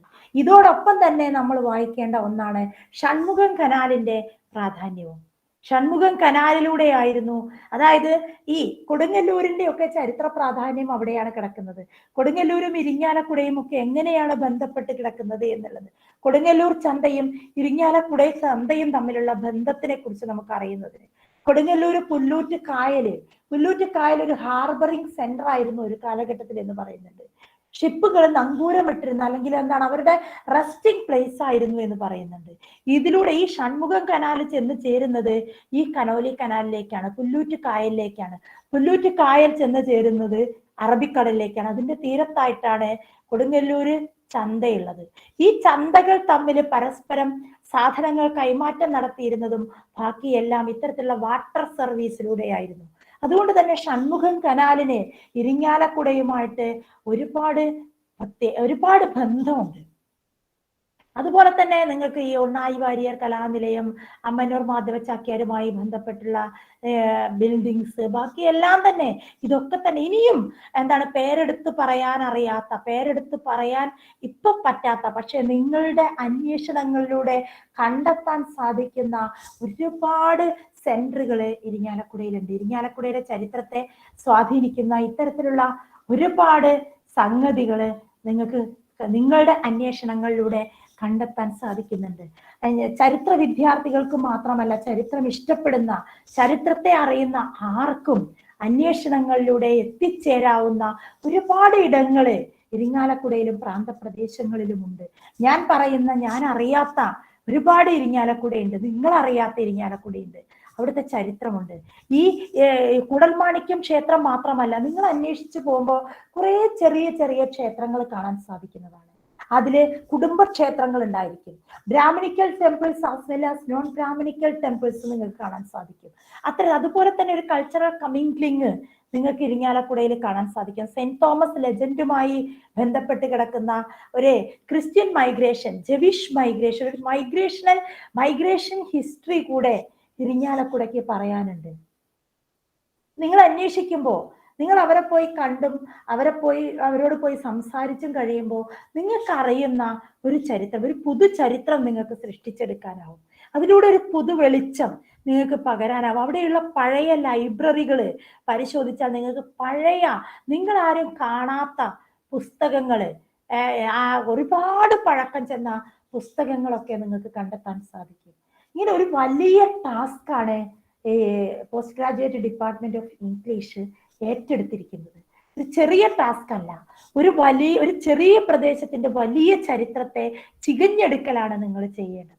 അത് ചികഞ്ഞെടുക്കുന്നതിലൂടെ നമ്മൾ കണ്ടതും കേട്ടതുമല്ലാത്ത ഒരു വലിയ ചരിത്രത്തിന്റെ ചുരുളുകൾ നിങ്ങളുടെ മുന്നിലേക്ക്, അല്ലെങ്കിൽ ഒരു പൊതുജനതയുടെ മുന്നിലേക്ക് തുറന്നു കാണിക്കാൻ നിങ്ങൾക്ക് കഴിയും. എൻ്റെ കൂടെ ഡെസർട്ടേഷൻ, ഞാൻ കൊടുങ്ങല്ലൂർ ആയിരുന്നപ്പോൾ എൻ്റെ കൂടെ ഡെസർട്ടേഷൻ ചെയ്ത ഒരു കുട്ടി ഉണ്ടായിരുന്നു. ആമ്പല്ലൂര് താമസിക്കുന്ന ഒരു കുട്ടിയായിരുന്നു. അവിടുത്തെ ലാൻഡ് യൂട്ടിലൈസേഷന്റെ ട്രാൻസ്ഫോർമേഷൻ ആയിരുന്നു ചെയ്തിരുന്നത്. അവൾ അതിൽ കണ്ടെത്തിയ കാര്യങ്ങൾ അതിശയിപ്പിക്കുന്ന കാര്യങ്ങളായിരുന്നു. എങ്ങനെയാണ് ഇരിങ്ങാലക്കുടയുടെ ഈ ആമ്പല്ലൂര് ആ പ്രദേശത്തെ ആമ്പല്ലൂരിന് അപ്പുറത്തുള്ള കുറച്ച് സ്ഥലങ്ങളുണ്ട്, ഞാൻ ആ പേര് പറപ്പൂര് തുടങ്ങിയ പ്രദേശങ്ങളായിരുന്നു. അവിടുത്തെ ഭൂമി എങ്ങനെയാണ് ഉപയോഗത്തിലൂടെ മാറ്റങ്ങൾക്ക് വിധേയമായത് എന്ന്. ഒരു കാലഘട്ടത്തില് കാർഷിക വൃത്തിക്ക് ഉപയോഗിച്ചിരുന്ന ആ ഭൂമികള് പിൽക്കാലത്ത് ഇഷ്ടിക കളങ്ങളായി മാറിയപ്പോൾ, ഇഷ്ടിക നിർമ്മാണത്തിന് വേണ്ടി മണ്ണ് വൻതോതിൽ ഏറ്റെടുക്കാൻ തുടങ്ങിയപ്പോൾ ആ ഭൂമിക്ക് വന്ന മാറ്റങ്ങൾ, മിഥൈൽ ആൽക്കഹോള് നിറഞ്ഞു നിന്ന് അത് സ്വയം കത്തുന്ന ഒരു കാഴ്ച വരെ കാണാൻ സാധിക്കുമായിരുന്നു എന്ന് അവൾ ആ ഡെസർട്ടേഷനിലൂടെ പറഞ്ഞു തന്നിട്ടുണ്ടായിരുന്നു. ഇങ്ങനെ കാണാത്തതും കേൾക്കാത്തത്, അതൊരു കുടിവെള്ള ക്ഷാമം നേരിട്ട ആ പ്രദേശത്തെ കുറിച്ച്, ഇതൊക്കെ നമുക്ക് ഒരു നോളജ്, ഒരു കൾച്ചറൽ ഹിസ്റ്ററിയുടെ ഭാഗമാക്കി മാറ്റാൻ കഴിയുന്നതാണ്. അതുപോലെ തന്നെ ഇരിങ്ങാലക്കുടയുമായി ബന്ധപ്പെട്ട് കിടക്കുന്ന ഒരുപാട് വിശ്വാസങ്ങളുണ്ട്, ആചാരാനുഷ്ഠാനങ്ങളുണ്ട്, അവിടുത്തെ ക്രാഫ്റ്റ്മാൻ സ്കിൽസ് ഉണ്ട്, ഫോക്ക് ലോറുകളുണ്ട്. അവിടുത്തെ ജനങ്ങൾ, നമ്മൾ കാണുന്ന എലൈറ്റിസ്റ്റ് ഗ്രൂപ്പ് മാത്രമല്ല, ഈ കൾച്ചറൽ ഹിസ്റ്ററിയുടെ പ്രത്യേകത, അല്ലെങ്കിൽ ഇൻടാഞ്ചിബിൾ ഹിസ്റ്ററിയുടെ പ്രത്യേകത എന്ന് പറയുന്നത് അത് ജനങ്ങളുടെ ഉള്ളിലേക്ക് ഇറങ്ങി ചെല്ലുകയാണ് ചെയ്യുന്നത്. അത് ഫൂക്കോയൊക്കെ പറയുന്ന പോലെ അത് സാധാരണക്കാരന്റെ ഒരു ജീവിതത്തിലേക്ക് നമുക്ക് ഇറങ്ങിച്ചെല്ലാൻ സഹായിക്കുന്നതാണ്. അത് ഈ പറയുന്ന അനൽസും ബാക്കിയുള്ള ഹിസ്റ്റോറിയൻസും ഒക്കെ പറയുന്ന പോലെ ഹിസ്റ്ററി ഓഫ് മെന്റാലിറ്റീസിന്റെ ചരിത്രം നമുക്ക് ഇവിടെ നിന്ന് ചികഞ്ഞെടുക്കാൻ സാധിക്കും. ഹിസ്റ്ററി ഓഫ് മെന്റാലിറ്റീസിലെ വിശ്വാസങ്ങള്, ആചാരാനുഷ്ഠാനങ്ങള്, ഇതൊരു കമ്മ്യൂണിറ്റിക്ക് മാത്രമല്ല കേട്ടോ, എല്ലാവരിലും അടങ്ങിയിരിക്കുന്നുണ്ട്. ഒരു ക്രിസ്ത്യൻ ഹിസ്റ്ററി, നിങ്ങൾക്ക് ഒരു പുതു ക്രിസ്ത്യൻ ഹിസ്റ്ററി ഇരിങ്ങാലക്കുടയിൽ നിന്ന് നിങ്ങൾക്ക് ചികഞ്ഞെടുക്കാവുന്നതാണ്. സെന്റ് തോമസ് ലെജൻഡ് മുതൽ തുടങ്ങുന്ന അത് അങ്ങനെ, അതായത് ഈ ഒരു സംരംഭത്തിലൂടെ നിങ്ങൾക്ക് ഒരു പുതുചരിത്രം രചിക്കാനാവട്ടെ എന്ന് ഞാൻ നിങ്ങൾക്ക് ആശംസിക്കുകയാണ്. ഒരുപാട് നേരമായി, ഞാൻ സമയത്തിനെ കുറിച്ച് ബോധേഡല്ല, കാരണം ഞാനത് ശ്രദ്ധിച്ചില്ല. ഒരുപാട് സമയമായി എന്ന് തോന്നുന്നു. ലിനറ്റ് മിസ്, ഞാൻ നിർത്തട്ടെ?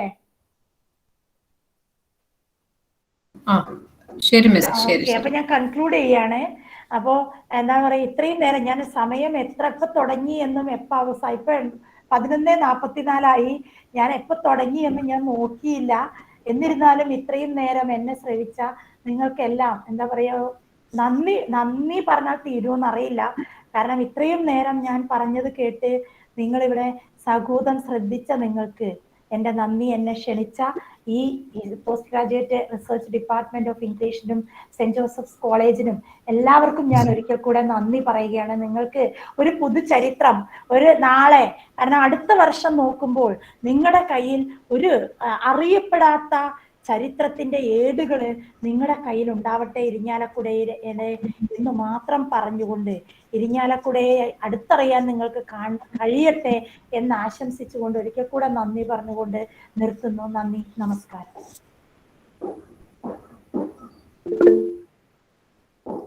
Thank you, ma'am, for your admirable words. Now the floor is open for the interactive session. Participants can raise their doubts now. Ma'am, that was a wonderful session. Very passionate kooditana. You have enriched us with your knowledge about Irnyalukuda. Can you hear me, ma'am? Okay, ma'am. Okay, ma'am. Yeah. If I would say that ഞാൻ literature എടുത്തില്ലെങ്കിൽ ഞാൻ history എടുത്തേനെ. I am very fond of the subject. So I was very interested in listening to your talk. വളരെ memorable ആയിട്ടാണ് words നമ്മളുടെ enrich ചെയ്തത്. ശ്രീവിദ്യ മാം, എനിക്ക് just ഒരു സംശയം ചോദിക്കുന്നതാണ്. ഇപ്പൊ ഞങ്ങൾ ചെയ്യാൻ പോകുന്ന വർക്ക് വേറെ എവിടെയെങ്കിലും ചെയ്തിട്ടുണ്ടോ? അങ്ങനെ അറിവില്, മാമിന്റെ അറിവില് ഡിജിറ്റൈസേഷൻ പ്രോസസ്സ് നടന്നിട്ടുണ്ടോ? അതൊരു ക്വസ്റ്റ്യൻ. പിന്നെ കൂടി ഉണ്ട് മാം, നമ്മളിപ്പോ ഈ ബിൽഡിങ്സ് കയറാനോ അല്ലെങ്കിൽ ഡോക്യുമെന്റ്സ് ആക്സസ് ചെയ്യാനൊക്കെ നമുക്ക് സ്പെഷ്യൽ പെർമിഷൻസ് എടുക്കേണ്ട വരുമോ?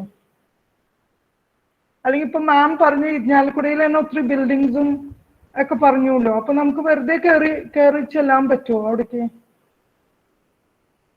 ഓക്കെ, ഞാൻ മറുപടി പറഞ്ഞോട്ടെ മിസ്സേ. മിസ്സേ, ഈ ഡിജിറ്റൈസേഷൻ പ്രോസസ്സേ Calicut university history department doctor ശിവദാസന്റെ, അവിടുത്തെ പ്രൊഫസറായ ശിവദാസൻ സാറിന്റെ, എന്റെ സാറ് കൂടെയാണ്, എന്റെ സുഹൃത്തു കൂടെയാണ്.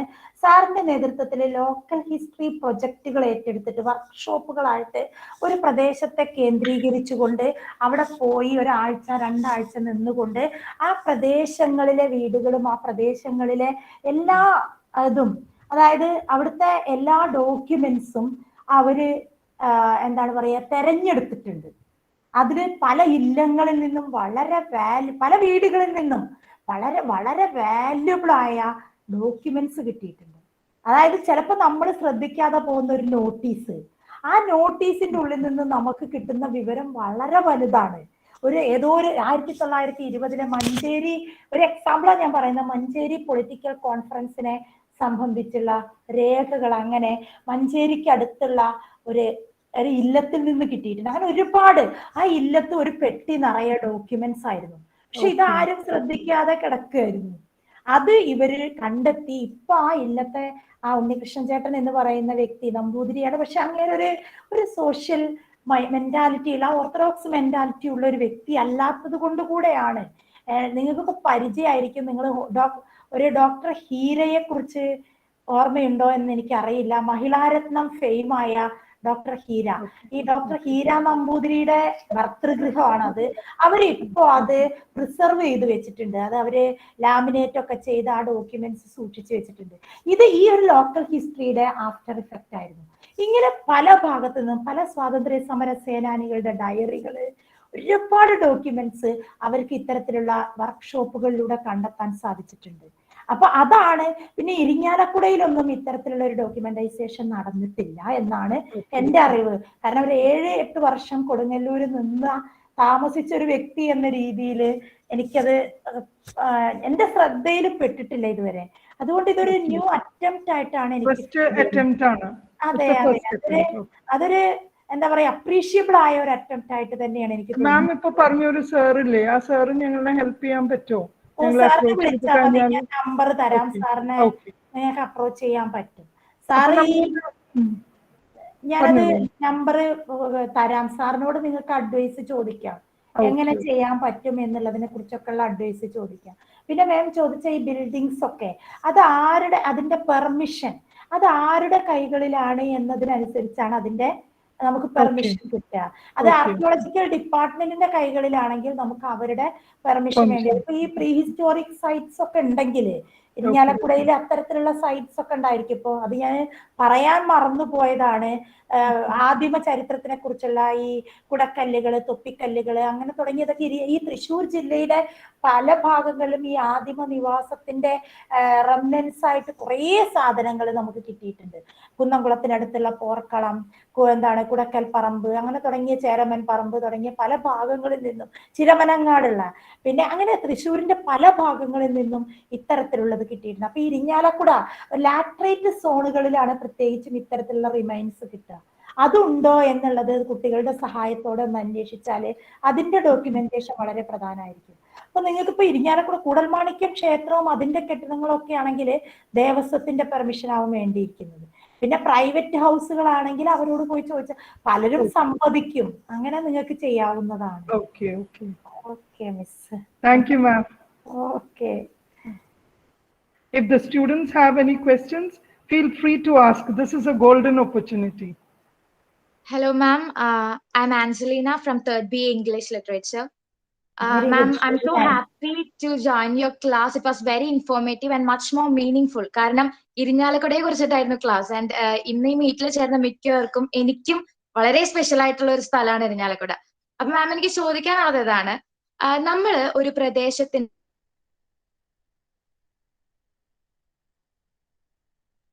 ആർട്ടിനെ കുറിച്ചിട്ട് പഠിക്കുമ്പോ അത് ആ പ്രദേശത്തിന് ചരിത്രത്തെ ക്ലിയർ ആയി.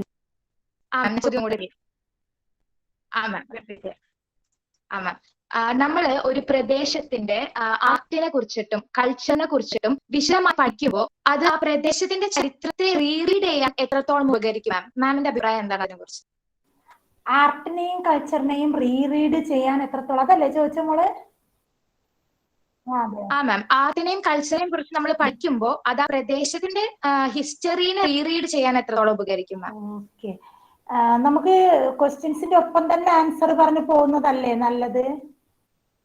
അല്ലേ മിസ്സേ, ആശ മിസ്സേ? അതെ മിസ്സേ, അതെ മിസ്സേ. ഓക്കെ. അപ്പൊ മോളെ ഈ ചോദിച്ച ആർട്ട് ആൻഡ് കൾച്ചർ നമുക്കൊരു പ്രദേശത്തിനെ കുറിച്ച് അറിയണമെങ്കിൽ ശരിക്കും പറഞ്ഞാൽ ഓരോ പ്രദേശത്തിനും ഡിഫറെന്റ് കൾച്ചറാണുള്ളത്. ഇപ്പൊ കൊടുങ്ങല്ലൂരിന്റെ കൾച്ചറും ഇരിഞ്ഞാലക്കുടയുടെ കൾച്ചറും തമ്മിൽ വ്യത്യാസമാണ്. ഈവൻ ദി യൂസേജ് ഓഫ് ആ ഒരു ടാങ് ഓഫ് വോയിസ് അത് തന്നെ വ്യത്യസ്തമാണ്. ഓരോ പ്രദേശത്തിനും അതിന്റെ വ്യത്യാസങ്ങളുണ്ട്. കുടൽമാണിക്യം ക്ഷേത്രമല്ല കൊടുങ്ങല്ലൂർ ക്ഷേത്രം. കുടൽമാണിക്യം ക്ഷേത്രത്തിന്റെ ആർട്ട് ആൻഡ് ആർക്കിടെക്ചറൽ സ്റ്റൈൽ അല്ല കൊടുങ്ങല്ലൂർ ക്ഷേത്രത്തിൻ്റെത്, അതല്ല അവിട്ടത്തൂർ മഹാദേവ ക്ഷേത്രത്തിൻ്റെത്. എല്ലാം ഡിഫറെന്റ് ആണ്. അപ്പൊ ഒരു പ്രദേശത്തിന് തനതായ ഒരു സ്റ്റൈലുണ്ട്. ഇപ്പൊ ഇരിഞ്ഞാലക്കുടയെ സംബന്ധിച്ചിടത്തോളം ഇരിഞ്ഞാലക്കുടയുടെ ആർട്ട് സ്ട്രക്ചർ എന്ന് പറയുന്നത് വളരെ സ്പെഷ്യലാണ്.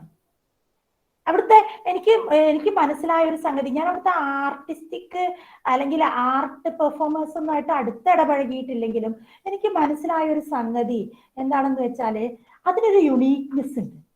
മറ്റു പ്രദേശങ്ങളിൽ നിന്നും വ്യത്യാസപ്പെട്ട് കിടക്കുന്ന അതിന്റെ സ്റ്റൈൽ ഓഫ് പ്രസന്റേഷൻ, അതിന്റെ ഒരു ഡെവലപ്മെന്റ്, അതൊക്കെ വ്യത്യാസമാണ്. അപ്പൊ അതും മറ്റുള്ളതുമായിട്ട് നിങ്ങൾ കമ്പയർ ചെയ്ത് നോക്കുമ്പോൾ തന്നെ മനസ്സിലാവും എങ്ങനെയാണ് അത് ആ പ്രദേശത്തിനെ സ്വാധീനിക്കുന്നത് എന്നുള്ളത്. ഇപ്പോ ആ കൂത്തമ്പലത്തിൽ നിന്ന് നിങ്ങൾ കേൾക്കുന്ന മിഴാവു കൊട്ടല് ഞാൻ കേട്ടിട്ടുണ്ട്. അത് അവിടെ രാവിലെയൊക്കെ ഇങ്ങനെ ഇത് കൊട്ടിപ്പാടുന്നത് ഞാൻ കേട്ടിട്ടുണ്ട്. അത് രാവിലെ വൈകിട്ടും ഒക്കെ ഞാൻ ഇരിഞ്ഞാലക്കുടയൊക്കെ കറങ്ങി എന്താ പറയാ, ശരിക്കും പച്ച മലയാളത്തിൽ പറഞ്ഞ തെണ്ടി നടന്നിരുന്ന ഒരാളാണ്. അതുകൊണ്ട് തന്നെ ഇത് ഞാൻ കേട്ടിട്ടുണ്ട്. അപ്പൊ തോന്നും നമുക്ക്, പക്ഷെ ഒരിക്കലും അത് ഞാൻ നിയറസ്റ്റ് പ്ലേസിനെ കമ്പയർ ചെയ്ത് പറയാണ്, കൊടുങ്ങല്ലൂരിലെ ആ സൗണ്ട് നിങ്ങൾക്ക് കേൾക്കില്ല. അതേസമയം കൊടുങ്ങല്ലൂരിന്റെ ആർട്ടിസ്റ്റിക് എലമെന്റ്സ് ഒരിക്കലും ഇരിഞ്ഞാലക്കുടയിലും കാണാൻ സാധിക്കില്ല. അതുകൊണ്ട് തന്നെ ഇരിഞ്ഞാലക്കുട അല്ലെങ്കിൽ ആ പ്രദേശത്തിന്റെ ഒരു കൾച്ചറൽ ട്രാൻസ്ഫോർമേഷന് ഒരു വല്ലാത്ത സ്വാധീനം അവിടുത്തെ ആർട്ടിസ്റ്റിക് ഡെവലപ്മെന്റിന് കാണാൻ സാധിക്കും. ശരിക്കും പറഞ്ഞാൽ ഈ ഒരു കൂത്തമ്പലവും ആ കുടൽമാണിക്യം ക്ഷേത്രത്തിൽ ഞാനൊരു എക്സാമ്പിൾ മാത്രം എടുത്ത് പറയാട്ടോ മോളെ. അത് മാത്രമല്ല, ഒരു കൂത്ത് മാത്രമല്ല ഇരിഞ്ഞാലക്കുടയുടെ പ്രത്യേകത. ഒരുപാട് ആർട്ടിസ്റ്റിക് ഫോംസ് അവിടെ നിന്ന് ഡെവലപ്പ് ചെയ്ത് വന്നിട്ടുണ്ട്. ഒരുപാട് ആർട്ടിസ്റ്റിക് ആർട്ട് ഫാമിലീസ് അവിടെ ഉണ്ട് ആ ക്ഷേത്രത്തിനെ ചുറ്റിപ്പറ്റി. അൺഫോർച്ചുനേറ്റ്ലി എനിക്ക് അവരെ ഒന്നും പോയി കാണാനോ ഞാൻ ആഗ്രഹിച്ചിരുന്നു, പക്ഷെ എന്തുകൊണ്ടോ എനിക്കതിന് സാധിച്ചില്ല. അതൊരു പക്ഷെ ഞാൻ എൻ്റെ നിർഭാഗ്യമായിട്ട് കാണാൻ എന്തെങ്കിലും ഒരിക്കൽ കൂടെ തിരിച്ചങ്ങോട്ട് വരാൻ കഴിയുകയാണെങ്കിൽ ഞാൻ തിരിച്ചെത്തും. അപ്പൊ ഇതെല്ലാം ഞാൻ പോയി കാണും. അപ്പൊ അത് നിങ്ങൾക്ക് ഒരുപാട് സഹായകരമാകും എന്നാണ് ഞാൻ പറയുന്നത്. ആ ഒരു പ്രദേശത്തിന്റെ ചരിത്രത്തെ സ്വാധീനിക്കുന്നതിൽ ഇതിന് വലിയ പങ്കുണ്ട്. അത് നിങ്ങളൊന്ന് അന്വേഷിച്ച് നോക്കുമ്പോൾ തന്നെ നിങ്ങൾക്ക് ആ വ്യത്യാസം തിരിച്ചറിയാൻ സാധിക്കും. Very nice question. എനിക്ക് സന്തോഷമുണ്ട് നിങ്ങളുടെ ഭാഗത്തുനിന്ന് ഇത്തരം ക്വസ്റ്റ്യൻസ് ഒക്കെ വരുമ്പോൾ, ഒരുപാട് സന്തോഷമുണ്ട്. ഓക്കെ മോളെ, പോരെ? Okay.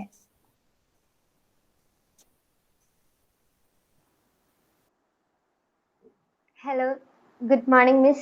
Myself, Anne Mary Prince, from 3rd BA English Literature. Miss, എനിക്ക് മിസ്സിന്റെ ക്ലാസ് വളരെ ഇൻട്രസ്റ്റിംഗ് ആയിരുന്നു. അതുപോലെ തന്നെ ഇരിഞ്ഞാലക്കുട കിടക്കുകയാണെങ്കിലും മിസ് പറഞ്ഞപ്പോഴാണ് കുറെ കാര്യങ്ങളൊക്കെ മനസ്സിലാക്കാൻ പറ്റിയത്. മിസ്, എനിക്ക് ചോദിക്കാനുള്ളത്, ഈ കൾച്ചറൽ ഹിസ്റ്ററി എന്ന് പറയുന്നത് ഹിസ്റ്ററിയുടെ തന്നെ ഒരു ഉപവിഭാഗമായിട്ട് നിലകൊള്ളുന്ന ഒന്നാണല്ലോ. അപ്പൊ മിസ് കൾച്ചറൽ ഹിസ്റ്ററിയെ കുറിച്ച് ഒന്ന് പറഞ്ഞുതരാൻ പറ്റുമോ?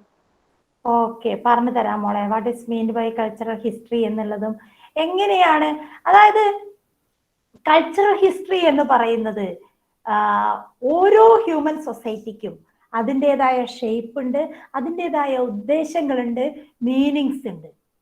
കൾച്ചറൽ ഹിസ്റ്ററി ആന്ത്രോപോളജിയും ഹിസ്റ്ററിയും ചേർന്ന് കൊണ്ടുവരുന്ന അതിന്റെ cultural tradition and cultural interpretation ആണ് കൾച്ചറൽ ഹിസ്റ്ററി എന്ന് പറയുന്നത്. അത് റെക്കോർഡ്സ് എക്സാമിൻ ചെയ്യുന്നുണ്ട്, narratives, descriptions of the past, ഇതൊക്കെ ഉൾപ്പെടുന്ന ഒന്നാണ് കൾച്ചറൽ ഹിസ്റ്ററി എന്ന് പറയുന്നത്. അതായത് യഥാർത്ഥ ജീവിതം സാധാരണ കൾച്ചറൽ ഹിസ്റ്ററിയിൽ, നമ്മൾ ബാക്കി ഹിസ്റ്ററിയിലൊക്കെ ഒരു പക്ഷേ നിങ്ങൾ കേൾക്കുന്നതും കണ്ടതുമായ ഹിസ്റ്ററിയിലൊക്കെ ഒരു എലൈറ്റിസ്റ്റ് ഹിസ്റ്ററി നമുക്ക് കാണാൻ സാധിക്കും. പക്ഷെ കൾച്ചറൽ ഹിസ്റ്ററിയിലൂടെ സാധാരണക്കാരന്റെ ജീവിതം, അവന്റെ ജീവിത രീതി, അവന്റെ വിശ്വാസങ്ങള്, അവന്റെ ആശയങ്ങള്, ഇതെല്ലാം പ്രചരിപ്പിക്കുന്നതിനാണ് ശ്രമിക്കുന്നത്. അവന്റെ ലെസ് പ്രിവിലേജ്ഡ്, ലെസ് എഡ്യൂക്കേറ്റഡ് സെക്ഷന്റെ ജീവിതത്തെ തുറന്നു കാണിക്കാൻ കൂടെ സഹായിക്കുന്ന ഒന്നാണ് കൾച്ചറൽ ഹിസ്റ്ററി എന്ന് പറയുന്നത്. അതിൽ ഡേ ടു ഡേ ലൈഫ് നമുക്ക് കാണാൻ സാധിക്കും, ആറ്റിറ്റ്യൂഡ്സ് കാണാൻ സാധിക്കും, വാല്യൂസ് കാണാൻ സാധിക്കും, അസംഷൻസ് കാണാൻ സാധിക്കും, പ്രെജുഡൈസസ് കാണാൻ സാധിക്കും, റിച്വൽസ് എല്ലാം, അതായത് എവരിഡേ ലൈഫിൽ കാണുന്ന എല്ലാം നമുക്ക് കൾച്ചറൽ ഹിസ്റ്ററിയുടെ ഭാഗമായിട്ട് കാണാൻ സാധിക്കും. അതായത് സാധാരണ ജനങ്ങളുടെ മെന്റാലിറ്റി ഒക്കെ തന്നെ കൾച്ചറൽ ഹിസ്റ്ററിയിലൂടെ നമുക്ക് കാണാൻ സാധിക്കും. അതായത് ഒരു എലൈറ്റിസ്റ്റ് ഹിസ്റ്ററി ഒരിക്കലും ഒരു എലൈറ്റിസ്റ്റ് ഹിസ്റ്ററി അല്ല കൾച്ചറൽ ഹിസ്റ്ററി എന്ന് പറയുന്നത്. സാധാരണക്കാരന്റെ ജീവിതമാണ്. അതാണ് നമ്മുടെ എന്താ പറയുന്നത്, ഈ ഹിസ്റ്ററി ഓഫ് മെന്റാലിറ്റീസ് എന്നൊക്കെ പറയുന്നത് അങ്ങനെയാണ്. സാധാരണക്കാരന്റെ വിശ്വാസങ്ങള്, ഇപ്പൊ നമുക്കൊരു രോഗം വന്നാല് ആ രോഗം അതൊരു വിശ്വാസമാണ്. ഒരു വെള്ളം ഊതി കുടിച്ചപ്പോ മലപ്പുറം ഏരിയയിലൊക്കെ തന്നെ, ഇരിങ്ങാലക്കുടയിലും അങ്ങനെയുള്ള വിശ്വാസങ്ങൾ കൊടുങ്ങല്ലൂർ, ഇരിങ്ങാലക്കുട ഭാഗങ്ങളിലൊക്കെ കൂടുതലാണെന്ന് എനിക്കറിയാം. അത് എല്ലായിടത്തും ഉണ്ട്. ഇപ്പൊ ഇവിടെ മലപ്പുറത്തൊക്കെ കാണാൻ സാധിക്കുന്നതാണ് വല്ല പ്രീസ്റ്റ്സ്, ഈ എന്താ പറയാ, പ്രീസ്റ്റ് എന്ന് പറയുന്നത് മതപണ്ഡിതരായ പലരും വെള്ളം ഊതി കൊടുത്താൽ രോഗം മാറും എന്ന് പറയുന്നത്. അത് തന്നെയാണ് ഹോളി ടച്ച് എന്ന് പറയുന്നതും. രോഗം തൊട്ടാൽ, ഒരു വിശുദ്ധനായ വ്യക്തി, രാജാവ് തൊട്ടാൽ രോഗം മാറും എന്ന് പറയുന്ന ഒരു വിശ്വാസം. ഇതൊക്കെ സാധാരണക്കാരന്റെ ഇടയിലുള്ള വിശ്വാസങ്ങളാണ്. ഇത്തരത്തിലുള്ള വിശ്വാസങ്ങളെ ഒക്കെ തന്നെ ഒരു മെയിൻ സ്ട്രീം ഹിസ്റ്ററി എടുത്തു നോക്കിയാൽ നമുക്കിത് കാണാൻ സാധിക്കില്ല. പക്ഷെ ഇത്തരത്തിൽ സാധാരണക്കാരന്റെ ഉള്ളിലേക്ക് ഇറങ്ങിച്ചെന്ന് ചരിത്രം പരിശോധിച്ചാൽ നമുക്ക് ഇതെല്ലാം തന്നെ കാണാൻ സാധിക്കും. അതാണ് കൾച്ചറൽ ഹിസ്റ്ററിയുടെ ഏറ്റവും പ്രധാനപ്പെട്ട പ്രത്യേകത. അത് തന്നെയാണ് ഞാൻ നിങ്ങളോട് പറഞ്ഞതും, പുറംമോടിയല്ല ചരിത്രം എന്നുള്ളത്, പുറത്ത് കാണുന്നതല്ല ചരിത്രം. നമ്മുടെ ഉള്ളിലേക്ക് ഇറങ്ങി ചെല്ലുമ്പോൾ നമുക്ക് പോലും വിശ്വസിക്കാൻ പറ്റാത്ത കാര്യങ്ങള്, വിശ്വസിക്കാൻ പറ്റാത്ത അറിവുകൾ നമുക്ക് കിട്ടും. അതാണ് അതാണ് ഈ പ്രിസർവേഷൻ ഓഫ് കൾച്ചറൽ ഹെറിറ്റേജിന്റെ ഒരു ഇമ്പോർട്ടൻസ് കിടക്കുന്നതും അവിടെ തന്നെയാണ്. നമുക്ക് കാണാത്ത, നമുക്കറിയാത്ത ഒരുപാട് കാര്യങ്ങൾ നമ്മുടെ മുന്നിൽ റിവീൽ ചെയ്യാൻ സാധിക്കും. ഓക്കെ അല്ലേ മോളെ? ഞാൻ ചുരുക്കി പറയാട്ടോ, നിങ്ങൾക്ക് സമയം വൈകും എന്നുള്ളത് കൊണ്ട്. Thank you miss. Okay. Hello, ma'am. Okay മോളെ, ചോദിച്ചോളൂ. I'm Arya from 3rd EC English. മാം, വളരെ നല്ലൊരു സെഷൻ ആയിരുന്നു, വളരെ ഇൻട്രസ്റ്റിംഗ് ആയിട്ടുള്ള സെഷൻ ആയിരുന്നു. ഇവിടെ കൂടമാണിക്യം അമ്പലത്തിൽ പോയിട്ടുണ്ട്, അതുപോലെ അവിട്ടത്തൂരും ഒക്കെ എടുത്താണെങ്കിലും അറിയാത്ത ഒത്തിരി കാര്യങ്ങൾ മാമിന്റെ ഈ ഒരു സെഷനിൽ നിന്ന് ലഭിക്കുകയുണ്ടായി. So thank you so much ma'am. Ma'am, പിന്നെ ഒരു ചോദ്യം ചോദിക്കാനുള്ളത്, നമ്മുടെ പ്രാദേശിക ചരിത്ര പഠനത്തെ കുറിച്ച്, അത് നമ്മുടെ പാഠ്യപദ്ധതിയിൽ സിലബസിൽ ഇൻക്ലൂഡ് ചെയ്യുന്നതിനെ കുറിച്ച് മാമിന്റെ അഭിപ്രായം എന്താണ്? അറിയാത്ത ഒത്തിരി കാര്യങ്ങളാണ് നമുക്ക് മാമിന്റെ സെഷനിൽ നിന്ന് ലഭിച്ചത്. അപ്പൊ ഇതിനെ കുറിച്ച് മാമിന്റെ അഭിപ്രായം എന്താണ്? അത് വളരെ നല്ല ഒരു കാര്യമാണ്. ഹിസ്റ്ററി സ്റ്റുഡൻസിന്റെ സിലബസിന്റെ ഭാഗമാണ് മോളെ അത്. കാരണം ഹിസ്റ്ററിക്കാർ ലോക്കൽ ഹിസ്റ്ററി പ്രൊജക്റ്റുകൾ ചെയ്യുന്നുണ്ട്. PGക്കും ഉണ്ട്, ഡിഗ്രിക്കും ഉണ്ട്. അത് ലോക്കൽ ഹിസ്റ്ററി എന്താണ് എന്ന് നമ്മൾ അവരെ പഠിപ്പിക്കുന്നുണ്ട്. അതിന്റെ ഒരു ഭാഗമായിട്ട് നിങ്ങൾ അറിയേണ്ടതാണ് oral tradition and oral history എന്ന് പറയുന്നത്. അതായത് ഈ പ്രാദേശിക ചരിത്രം നമ്മൾ കാണുന്ന മെയിൻ സ്ട്രീം ഹിസ്റ്ററിയിൽ നിന്ന് മാറി നിന്നുകൊണ്ട്, ഞാൻ പറഞ്ഞില്ലേ കൾച്ചറൽ ഹിസ്റ്ററിയിൽ സാധാരണക്കാരന്റെ ജീവിതം നിങ്ങൾക്ക് അറിയാൻ പറ്റും, നമ്മൾ അറിയാത്ത ജീവിതം, നമ്മൾ വെറുതെ അവരോട് പോയി സംസാരിക്കുമ്പോൾ നമുക്ക് കിട്ടുന്ന കുറേ അറിവുകളുണ്ട്. നിങ്ങൾ 2 തരത്തിൽ നമുക്ക് ഇവരോട് സംസാരിക്കാം. ഞാൻ എപ്പോഴും എൻ്റെ സ്റ്റുഡൻസിനോട് പറയുന്ന ഒരു കാര്യമാണ്, എൻ്റെ സാറന്മാർ എൻ്റെ അനുഭവത്തിൽ നിന്നുള്ള ഒരു കാര്യമാണ്. നമ്മൾ ഇന്റർവ്യൂസ്, അതിൽ ഈ ലോക്കൽ ഹിസ്റ്ററി വളരെ പ്രധാനപ്പെട്ട ഒന്നാണ്. ഓരോ പ്രദേശത്തിനും അതിൻ്റെതായ വ്യത്യസ്തമായ ചരിത്രമാണ് ഉള്ളത്. ഈ വ്യത്യസ്തമായ ചരിത്രം നമ്മൾ ആരോ വിളിക്കുന്നുണ്ട്, അത് വിളിക്കട്ടെ. നമ്മൾ അറിയുമ്പോഴാണ് നമുക്കറിയാം ഇങ്ങനെയൊക്കെ അവിടെ ഉണ്ടായിരുന്നു എന്നുള്ളത്. ഇപ്പൊ ഞാൻ നിങ്ങളോട് പറയില്ലേ, പാലിയം കൊട്ടാരത്തിന്റെ ആ പാലിയം 4 കെട്ടിലെ ആ സംബന്ധ അറകള് നിങ്ങളെപ്പോലുള്ള സ്റ്റുഡൻസിനെ ഒരിക്കലും ചിന്തിക്കാൻ പറ്റാത്ത ഒരു ജീവിതമാണ് നിങ്ങളുടെ മുന്നിലേക്ക് തുറന്നു തരുന്നത്. ഒരു കാലഘട്ടത്തില് നായർ സമുദായത്തിന്റെ ഇടയിൽ നിലനിന്നിരുന്ന സംബന്ധം സമ്പ്രദായത്തിനെ കുറിച്ച്, അതായത് ഈ നമ്പൂതിരിമാർക്ക് എൽഡസ്റ്റ് മാന് മാത്രമേ, എൽഡസ്റ്റ് സണ്ണിന് മാത്രമേ കല്യാണം കഴിക്കാൻ അവകാശം ഉണ്ടായിരുന്നുള്ളൂ. ബാക്കിയുള്ളവരൊക്കെ മറ്റ് ജാതിയിലുള്ളവരുമായിട്ട് സ്വജാതീയ വിവാഹം അവർക്ക് മാത്രമേ പറ്റുമായിരുന്നുള്ളൂ. മറ്റുള്ളവരൊക്കെ തന്നെ മറ്റ് ജാതികളിൽ നിന്ന് പോയി സംബന്ധം കൂടാണ് ചെയ്യുക. രാത്രി അത് എനിക്ക് സമയമുണ്ടോ മിസ് ഇതൊക്കെ വിവരിക്കാന്? Okay, ma'am. Okay, go ahead. Okay. അവിടെ രാത്രി കാലങ്ങളില് ഈ കാരണവര്, അതായത് മരുമക്കത്തായം സമ്പ്രദായമായിരുന്നു നിലനിന്നിരുന്നത് എന്ന് പറയും. അമ്മത്താവഴി, അമ്മയിലൂടെയാണ് സ്വത്ത് കൈമാറ്റം വരുന്നത്, അമ്മയ്ക്കാണ് സ്ഥാനം, സ്ത്രീക്കാണ് സ്ഥാനം എന്നെല്ലാം പറയുമെങ്കിലും അതൊക്കെ വാക്കുകളിൽ മാത്രമേ ഉണ്ടായിരുന്നുള്ളൂ. പ്രവർത്തനത്തില് പുരുഷ കേന്ദ്രീകൃത ജീവിതം തന്നെയായിരുന്നു ഉണ്ടായിരുന്നത്. തറവാട്ടുകാരനവരാണ് തീരുമാനിക്കുക അവിടുത്തെ കാര്യങ്ങളെല്ലാം തന്നെ. ഒരു പെൺകുട്ടി പ്രായപൂർത്തിയായാല് അവൾക്ക് ആര് സംബന്ധം ചെയ്യണം, അവൾ ആരെ കൂടെ ആ രാത്രി കിടക്കണം എന്ന് തീരുമാനിക്കുക ആ കാരണവരാണ്. അവിടെ അവൾക്ക് ചോയ്സ് ഇല്ല. ഇന്നാണെങ്കിൽ നിങ്ങൾക്ക് കല്യാണം ആലോചിച്ച് വന്നാൽ നിങ്ങൾ പറയും എനിക്ക് അവന് ഇഷ്ടമായില്ല, എനിക്ക് വേണ്ട എന്ന് പറയും. അല്ലെങ്കിൽ എനിക്ക് അവന്റെ കൂടെ ജീവിക്കാൻ പറ്റില്ല, അല്ലെങ്കിൽ എനിക്ക് ഇപ്പൊ കല്യാണം വേണ്ട എന്ന് പറയും. പക്ഷെ അന്നത്തെ സ്ത്രീക്ക് ശബ്ദം ഉണ്ടായിരുന്നില്ല. ആ 4 കെട്ടിന്റെ ചുമരുകൾക്കുള്ളിൽ മാത്രം ഒതുങ്ങുന്ന ശ്വാസവിശ്വാസങ്ങളായിരുന്നു അവൾക്കുണ്ടായിരുന്നത്. അവിടെ അവളോട് പറയാണ്, ഇന്ന് രാത്രി ഇന്ന നമ്പൂതിരി വരും, ഒരുങ്ങിയിരിക്കുക എന്ന് പറഞ്ഞാൽ രാത്രിയാകുമ്പോ കാര്യസ്ഥനും വിളക്കും ഒരു പുടവയുമായിട്ട് ഈ നമ്പൂതിരി അല്ലെങ്കിൽ ഏതെങ്കിലും ഒരു എലൈറ്റിസ്റ്റ് നായരോ ആരെങ്കിലും ഒരാൾ വരും. എന്നിട്ട് രാത്രി ഈ പെൺകുട്ടിക്ക് പുടവ കൊടുക്കുക. പാലിയം കൊട്ടാരത്തിന്റെ പാലിയം 4 കെട്ടിലെ ആ കോണികളൊക്കെ പറയും. ഞാൻ ഇപ്പോഴും അതൊക്കെ കാണുകയാണ് എൻ്റെ മനസ്സിന്. ആ കോണികളൊക്കെ പറയും, ഒരു വിളക്ക് പിടിച്ച് ഈ ഒരു സതീർത്ഥി അല്ലെങ്കിൽ ഒരു കൂട്ടുകാരി ഈ സ്ത്രീയെ കൊണ്ടുപോയി, സ്ത്രീയെയും പുരുഷനെയും ഒരു വിളക്കും കൊണ്ടുപോയി ആ അറയിലേക്ക് ആക്കുകയാണ്. രാത്രി എത്ര 8 മണി 9 മണിയോ അങ്ങനെ ഒരു സമയമുണ്ട് ഇവർക്ക്. 10 മണിക്കുള്ളിലുള്ള സമയത്ത് ആ അറയിൽ കയറി 5:30 ആകുമ്പോൾ ഇയാൾ എണീറ്റ് പോയിക്കൊള്ളണം. പിന്നെ പിറ്റേ ദിവസം അയാൾ അവിടെ വരുമോ വരില്ലേ എന്നുള്ളത് തീരുമാനിക്കുന്നത് ആ കാരണവരാ. ചിലപ്പോ ഒരാഴ്ചയൊക്കെ വരും. നിങ്ങളൊന്ന് ചിന്തിച്ചു നോക്ക്, ആ ഒരാഴ്ച കഴിഞ്ഞാൽ ആ സ്ത്രീയുടെ വിവാഹബന്ധം അയാളും കാരണവരും തമ്മിൽ തെറ്റും, അല്ലെങ്കിൽ അയാൾക്ക് ഇവിടെ മടുത്തു, അത് മതി, അടുത്ത സ്ത്രീയെ തെരഞ്ഞ് അയാൾ പോകും. ഇവള് പിന്നെ അവിടെ കാത്തിരിക്കുകയാണ് അടുത്ത ആൾക്ക് വേണ്ടി. എന്ത് ബന്ധമാണ് അവിടെ ഇവര് തമ്മിലുണ്ടാവുക എന്നുള്ളത്. ഇതായിരുന്നു സംബന്ധം. അതായത് സ്ത്രീയെ എങ്ങനെ ലൈംഗിക ചൂഷണത്തിന് വിധേയമാക്കുന്നു എന്നുള്ളതിന്റെ ഏറ്റവും വലിയ തെളിവുകളായിരുന്നു അത്. ഇത് നിങ്ങളോട് ഞാൻ ചരിത്രം ഇങ്ങനെ പറയുമ്പോൾ നിങ്ങൾക്കത് ഫീൽ ചെയ്യില്ല. പക്ഷെ നിങ്ങൾ അവിടുത്തെ ആ ഇരിങ്ങാലക്കുട പ്രദേശങ്ങളിലൊക്കെ ഒരുപാട് ഇത്തരം കെട്ടിടങ്ങൾ ഉണ്ടാവും. നമുക്കറിയാഞ്ഞിട്ടാണ് ഒത്തിരി വീടുകൾ, നായർ ഗൃഹങ്ങൾ അവിടെ ഉണ്ടായിരുന്നിരിക്കും.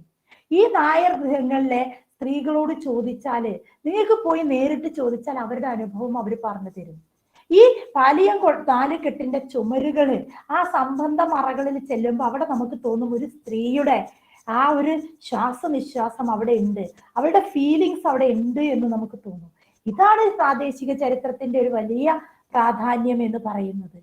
ആ ചരിത്രം നമുക്കറിയില്ല. ഇപ്പൊ എനിക്ക് പാലിയം കൊട്ടാരത്തിന്റെയും 4 കെട്ടിന്റെയും കഥ അത് അവിടെ പ്രിസർവ് ചെയ്ത് നിൽക്കുന്നത് കൊണ്ടും അവിടെ അത് വിവരിച്ച് തരാൻ ആളുകൾ ഉള്ളത് കൊണ്ടും ഇന്നത് മുസിരീസ് പ്രൊജക്ടിന്റെ ഭാഗമായത് കൊണ്ടും നമുക്ക് പറയാൻ പറ്റും. പക്ഷെ ഇതൊന്നും അല്ലാത്ത എത്രയോ വീടുകള്, എത്രയോ ജന്മങ്ങളുണ്ട് അവിടെ. അതായത് ഒരാളോട് ബന്ധം സ്ഥാപിക്കാൻ നമുക്കൊക്കെ ഒരു തൻ്റെ ഇണയുമായിട്ട് എത്ര അടുത്താ നമ്മൾ ഇടപഴകുന്നത്. പക്ഷെ അതിനൊന്നുമുള്ള സ്വാതന്ത്ര്യമില്ലാത്ത സ്ത്രീകളായിരുന്നു അന്നുണ്ടായിരുന്ന. അത് ഞാനൊരു എക്സാമ്പിൾ നിങ്ങളോട് പറഞ്ഞതാണ്. ഇത്തരത്തിലുള്ള ഓരോ ചരിത്രവും ഓരോ പ്രദേശത്തിനും പറയാനുണ്ട്. നിങ്ങളുടെ അന്വേഷണങ്ങളിലൂടെ ഇത്തരത്തിലുള്ളതൊക്കെ വെളിച്ചത്ത് കൊണ്ടുവരാൻ സാധിക്കും. ഞാൻ പറഞ്ഞില്ലേ, പറപ്പൂക്കരയുടെ ചരിത്രം ആ കൊച്ചിന്റെ ഡെസർട്ടേഷനിലൂടെയാണ് ഞാൻ അറിഞ്ഞത്. അത് ആ ഒരു മണ്ണ് താനിയെ കത്തുമായിരുന്നു ആ മണ്ണ് എന്ന് ആ കുട്ടി എഴുതിയപ്പോൾ ഞാൻ അത്ഭുതപ്പെട്ടു പോയി.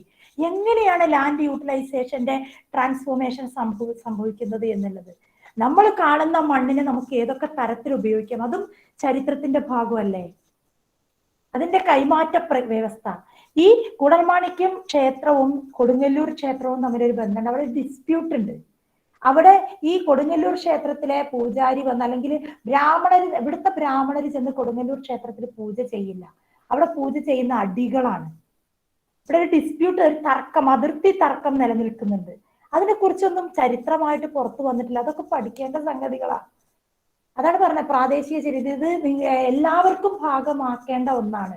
നമ്മുടെ ചരിത്ര വിദ്യാർത്ഥികളുടെ ഭാഗമാണ്. ചരിത്രത്തിൽ എല്ലാം ഉൾപ്പെടുന്നുണ്ട്. ഇപ്പോൾ നമ്മൾ പറയുന്നത് ഒരു മരം കാണുമ്പോൾ, അല്ലെങ്കിൽ ഒരു മാവോ പ്ലാവോ കാണുമ്പോൾ നമ്മൾ അതിലെ മാവിനെയും ചക്കയെയും മാങ്ങയെയും മാത്രമേ കാണുന്നുള്ളൂ. പക്ഷെ ആ മാവിനും ആ പ്ലാവിനും നമ്മളോട് പറയാൻ ഒരു വലിയ ചരിത്രമുണ്ട്. ആ പ്രദേശത്തിന്റെ ചരിത്രം തന്നെയുണ്ട്. അത് നമ്മൾ തിരിച്ചറിയുന്നില്ല. ഒരു തുളസിക്ക് തുളസിയുടെ ചരിത്രമുണ്ട്. അത് എന്തിനൊക്കെ വേണ്ടി ഉപയോഗിക്കുന്നു എന്നുള്ളത്, അതിന്റെ ഉപയോഗങ്ങള്, അത് എങ്ങനെ വന്നു, അതിനെങ്ങനെ ആ പേര് കിട്ടി, അതിന് വലിയൊരു ചരിത്രമുണ്ട്. അങ്ങനെ നമ്മൾ കാണുന്ന എല്ലാത്തിലും നമുക്ക് ചരിത്രത്തെ കാണാൻ സാധിക്കും, നമ്മൾ അന്വേഷിക്കുകയാണെങ്കിൽ. ഓക്കെ മോളെ? Okay ma'am, thank you. ഇനിയുണ്ടോ ചോദ്യങ്ങള്?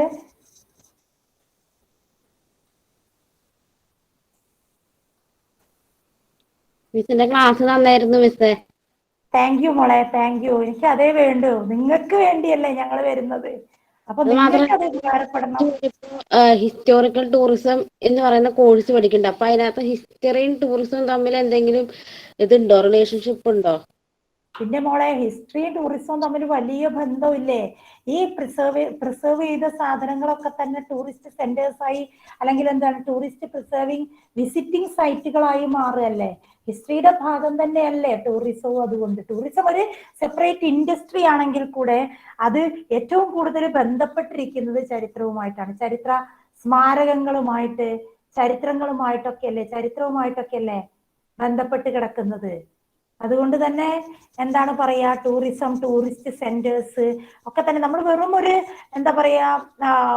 ലെഷർ ടൈം ആണെങ്കിൽ കൂടെ പലതും കാണുമ്പോൾ, ഇപ്പൊ ഫോർ എക്സാമ്പിൾ നമ്മൾ കുത്തബ് മീനാറോ താജ്മഹലോ കാണുന്ന സമയത്ത് നമുക്ക് നമുക്കൊരു വലിയ ഒരു കണ്ണിന് ലെഷർ കൂടെയാണ്. ഒപ്പം തന്നെ ഒരു ചരിത്രത്തിലേക്ക് നമ്മൾ കടന്നു ചെല്ലുകയാണ് ചെയ്യുന്നത്.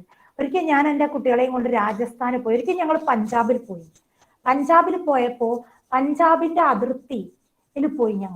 അതിർത്തിയില് അവിടുത്തെ ആ ഒരു ഡ്യൂട്ടി ചേഞ്ചിന്റെ ഒരു സമയത്താണ് ഞങ്ങൾ പോയത്. അവിടെ നിന്ന് അവർ കാണിക്കുന്ന ആ ചടങ്ങുകളൊക്കെ അത് ചരിത്രത്തിന്റെ ഭാഗമാണെങ്കിൽ കൂടെ കുട്ടികൾ എന്തോരം എക്സൈറ്റഡ് ആയി എന്നറിയോ? അത് എങ്ങനെയാണ് അത് ഒരു പക്ഷേ അത് ഇന്ത്യയും പാകിസ്ഥാന്റെയും ആ അതിർത്തി പ്രശ്നം, അല്ലെങ്കിൽ അതിർത്തിയിൽ നിലനിൽക്കുന്ന ചടങ്ങാണ് ഡ്യൂട്ടി ചേഞ്ച് എന്ന് പറയുന്നതും ബാക്കിയൊക്കെ. പക്ഷെ അത് ചരിത്രത്തിന്റെ ഭാഗമാണ്, ചരിത്രമാണ് അവിടെ. അതവിടെ ചരിത്രം പറയുന്നുണ്ട് നമ്മളോട്. അങ്ങനെ ഓരോന്നിലും നമുക്ക് ചരിത്രം കാണാൻ സാധിക്കില്ലേ? ഗോൾഡൻ ടെമ്പിളിൽ പോയാൽ അത് സിഖുകാരുടെ ഒരു ക്ഷേത്രമാണ്. പക്ഷെ അവിടുത്തെ ആ ഒരു ഫുഡ് സിസ്റ്റം, ആർക്കും അവിടെ ചെല്ലുന്നവർക്കൊക്കെ അതിൽ പങ്കാളികളാവാം, ഭക്ഷണം കഴിക്കാം, ഭക്ഷണം ഉണ്ടാക്കാനും കൂടാം. ആർക്ക് വേണമെങ്കിലും അവിടുത്തെ ഹാളിൽ കിടന്നുറങ്ങാം. അവിടെ ഇന്ദിരാഗാന്ധിയുടെ പണ്ടത്തെ ആ ഒരു അറ്റാക്കിന്റെ ഭാഗമായി വെടിയുണ്ട തളച്ച ഭാഗങ്ങളൊക്കെ കാണുന്ന ആ ഒരു കെട്ടിടമൊക്കെ ഉണ്ട്. വെടിയുണ്ടയുടെ അത് തറച്ച ഭാഗങ്ങളൊക്കെ ഇപ്പോഴും അങ്ങനെ ഹോളുകൾ കാണാം നമുക്ക് ആ ബിൽഡിങ്ങിന്. അവിടെ ആർക്ക് വേണമെങ്കിലും പോവാം, വിശ്രമിക്കാം, കിടന്നുറങ്ങാം. അങ്ങനെ അതും ഒരു ചരിത്രമല്ലേ? നമുക്ക് കാണാത്ത ചരിത്രമല്ലേ? അതിന്റെ തൊട്ടടുത്ത് ജാലിയൻ വാലാബാഗ് മസാക്കർ നടന്ന സ്ഥലം, അതൊക്കെ നമ്മളെ കൊണ്ടെത്തിക്കുന്നത്. അതൊരു വെറും ഒരു ടൂറിസ്റ്റ് സെന്റർ മാത്രമല്ലല്ലോ. ടൂറിസ്റ്റുകൾ കാണാൻ പോകുന്ന ഒരു സ്ഥലമാണ്. പക്ഷെ അതിനപ്പുറത്തേക്ക് ചരിത്ര കുതുകികളായ നമ്മളോട് പറയാൻ ചരിത്രം ഒരുപാടുണ്ട് അതിന്. അങ്ങനെയാണ് ടൂറിസവും ഹിസ്റ്ററിയും തമ്മിൽ ബന്ധപ്പെട്ട് കിടക്കുന്നത്. ഒരു സെപ്പറേറ്റ് ഇൻഡസ്ട്രി ആണെങ്കിൽ കൂടെ അതുമായിട്ട് ബന്ധപ്പെട്ട് കിടക്കുന്നത്. ഓക്കെ അല്ലേ മോളെ? നിങ്ങൾ ഇങ്ങനെയൊക്കെ ചോദ്യങ്ങളൊക്കെ ചോദിക്കുമ്പോൾ ഒരുപാട് സന്തോഷം തോന്നുന്നുണ്ട്. നിങ്ങള് thank you ma'am. Your passion ഞങ്ങളെ ഒത്തിരി എൻറിച്ചും ചെയ്തു, മോട്ടിവേറ്റും ചെയ്തു. It was a very good experience. Thank you, Miss. നല്ല വാക്ക് കേൾക്കുമ്പോൾ we will be consulting you again and again for Lagari.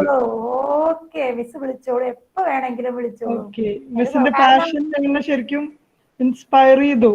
നമ്മൾ ഹിസ്റ്ററി എന്ന് പറയുമ്പോൾ we look at the dry pages of history. Ma'am, you brought it alive. Thank you, Miss.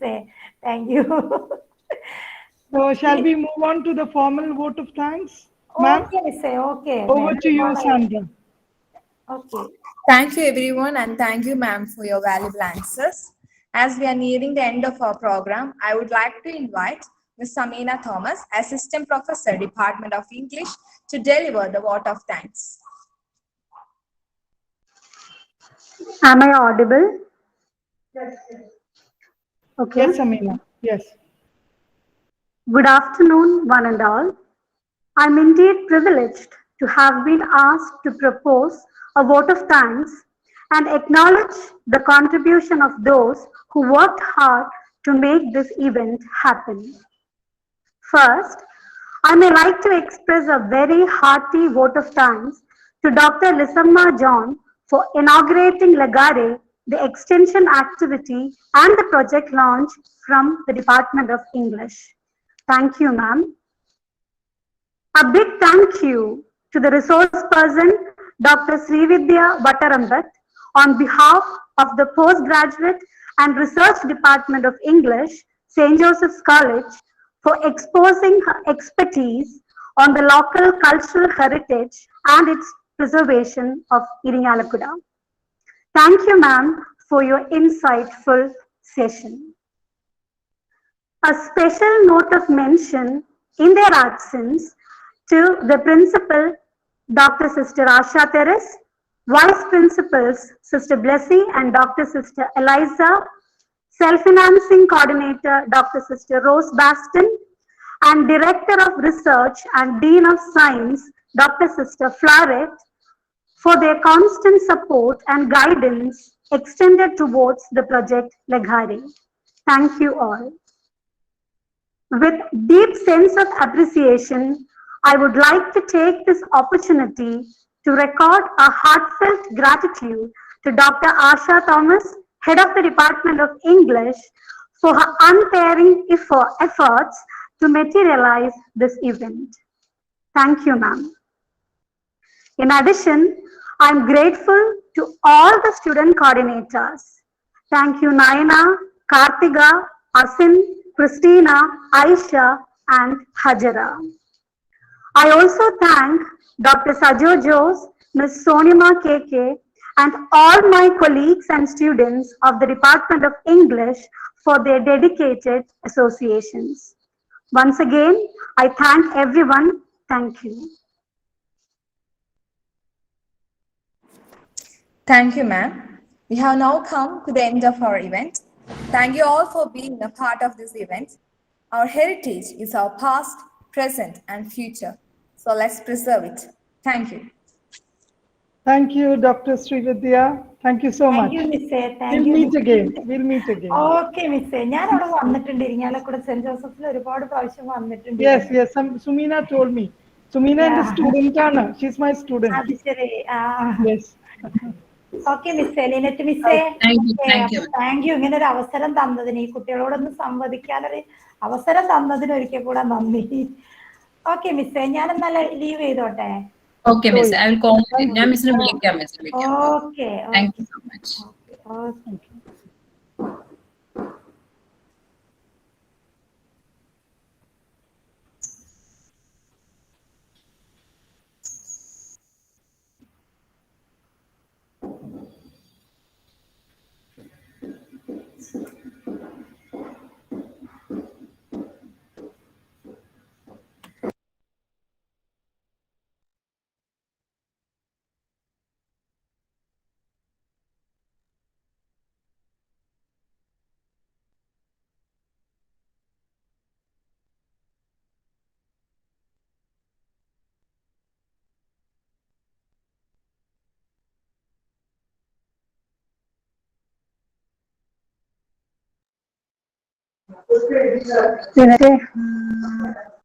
വിളിക്കുന്നുണ്ട്. ലീവില്ല sir.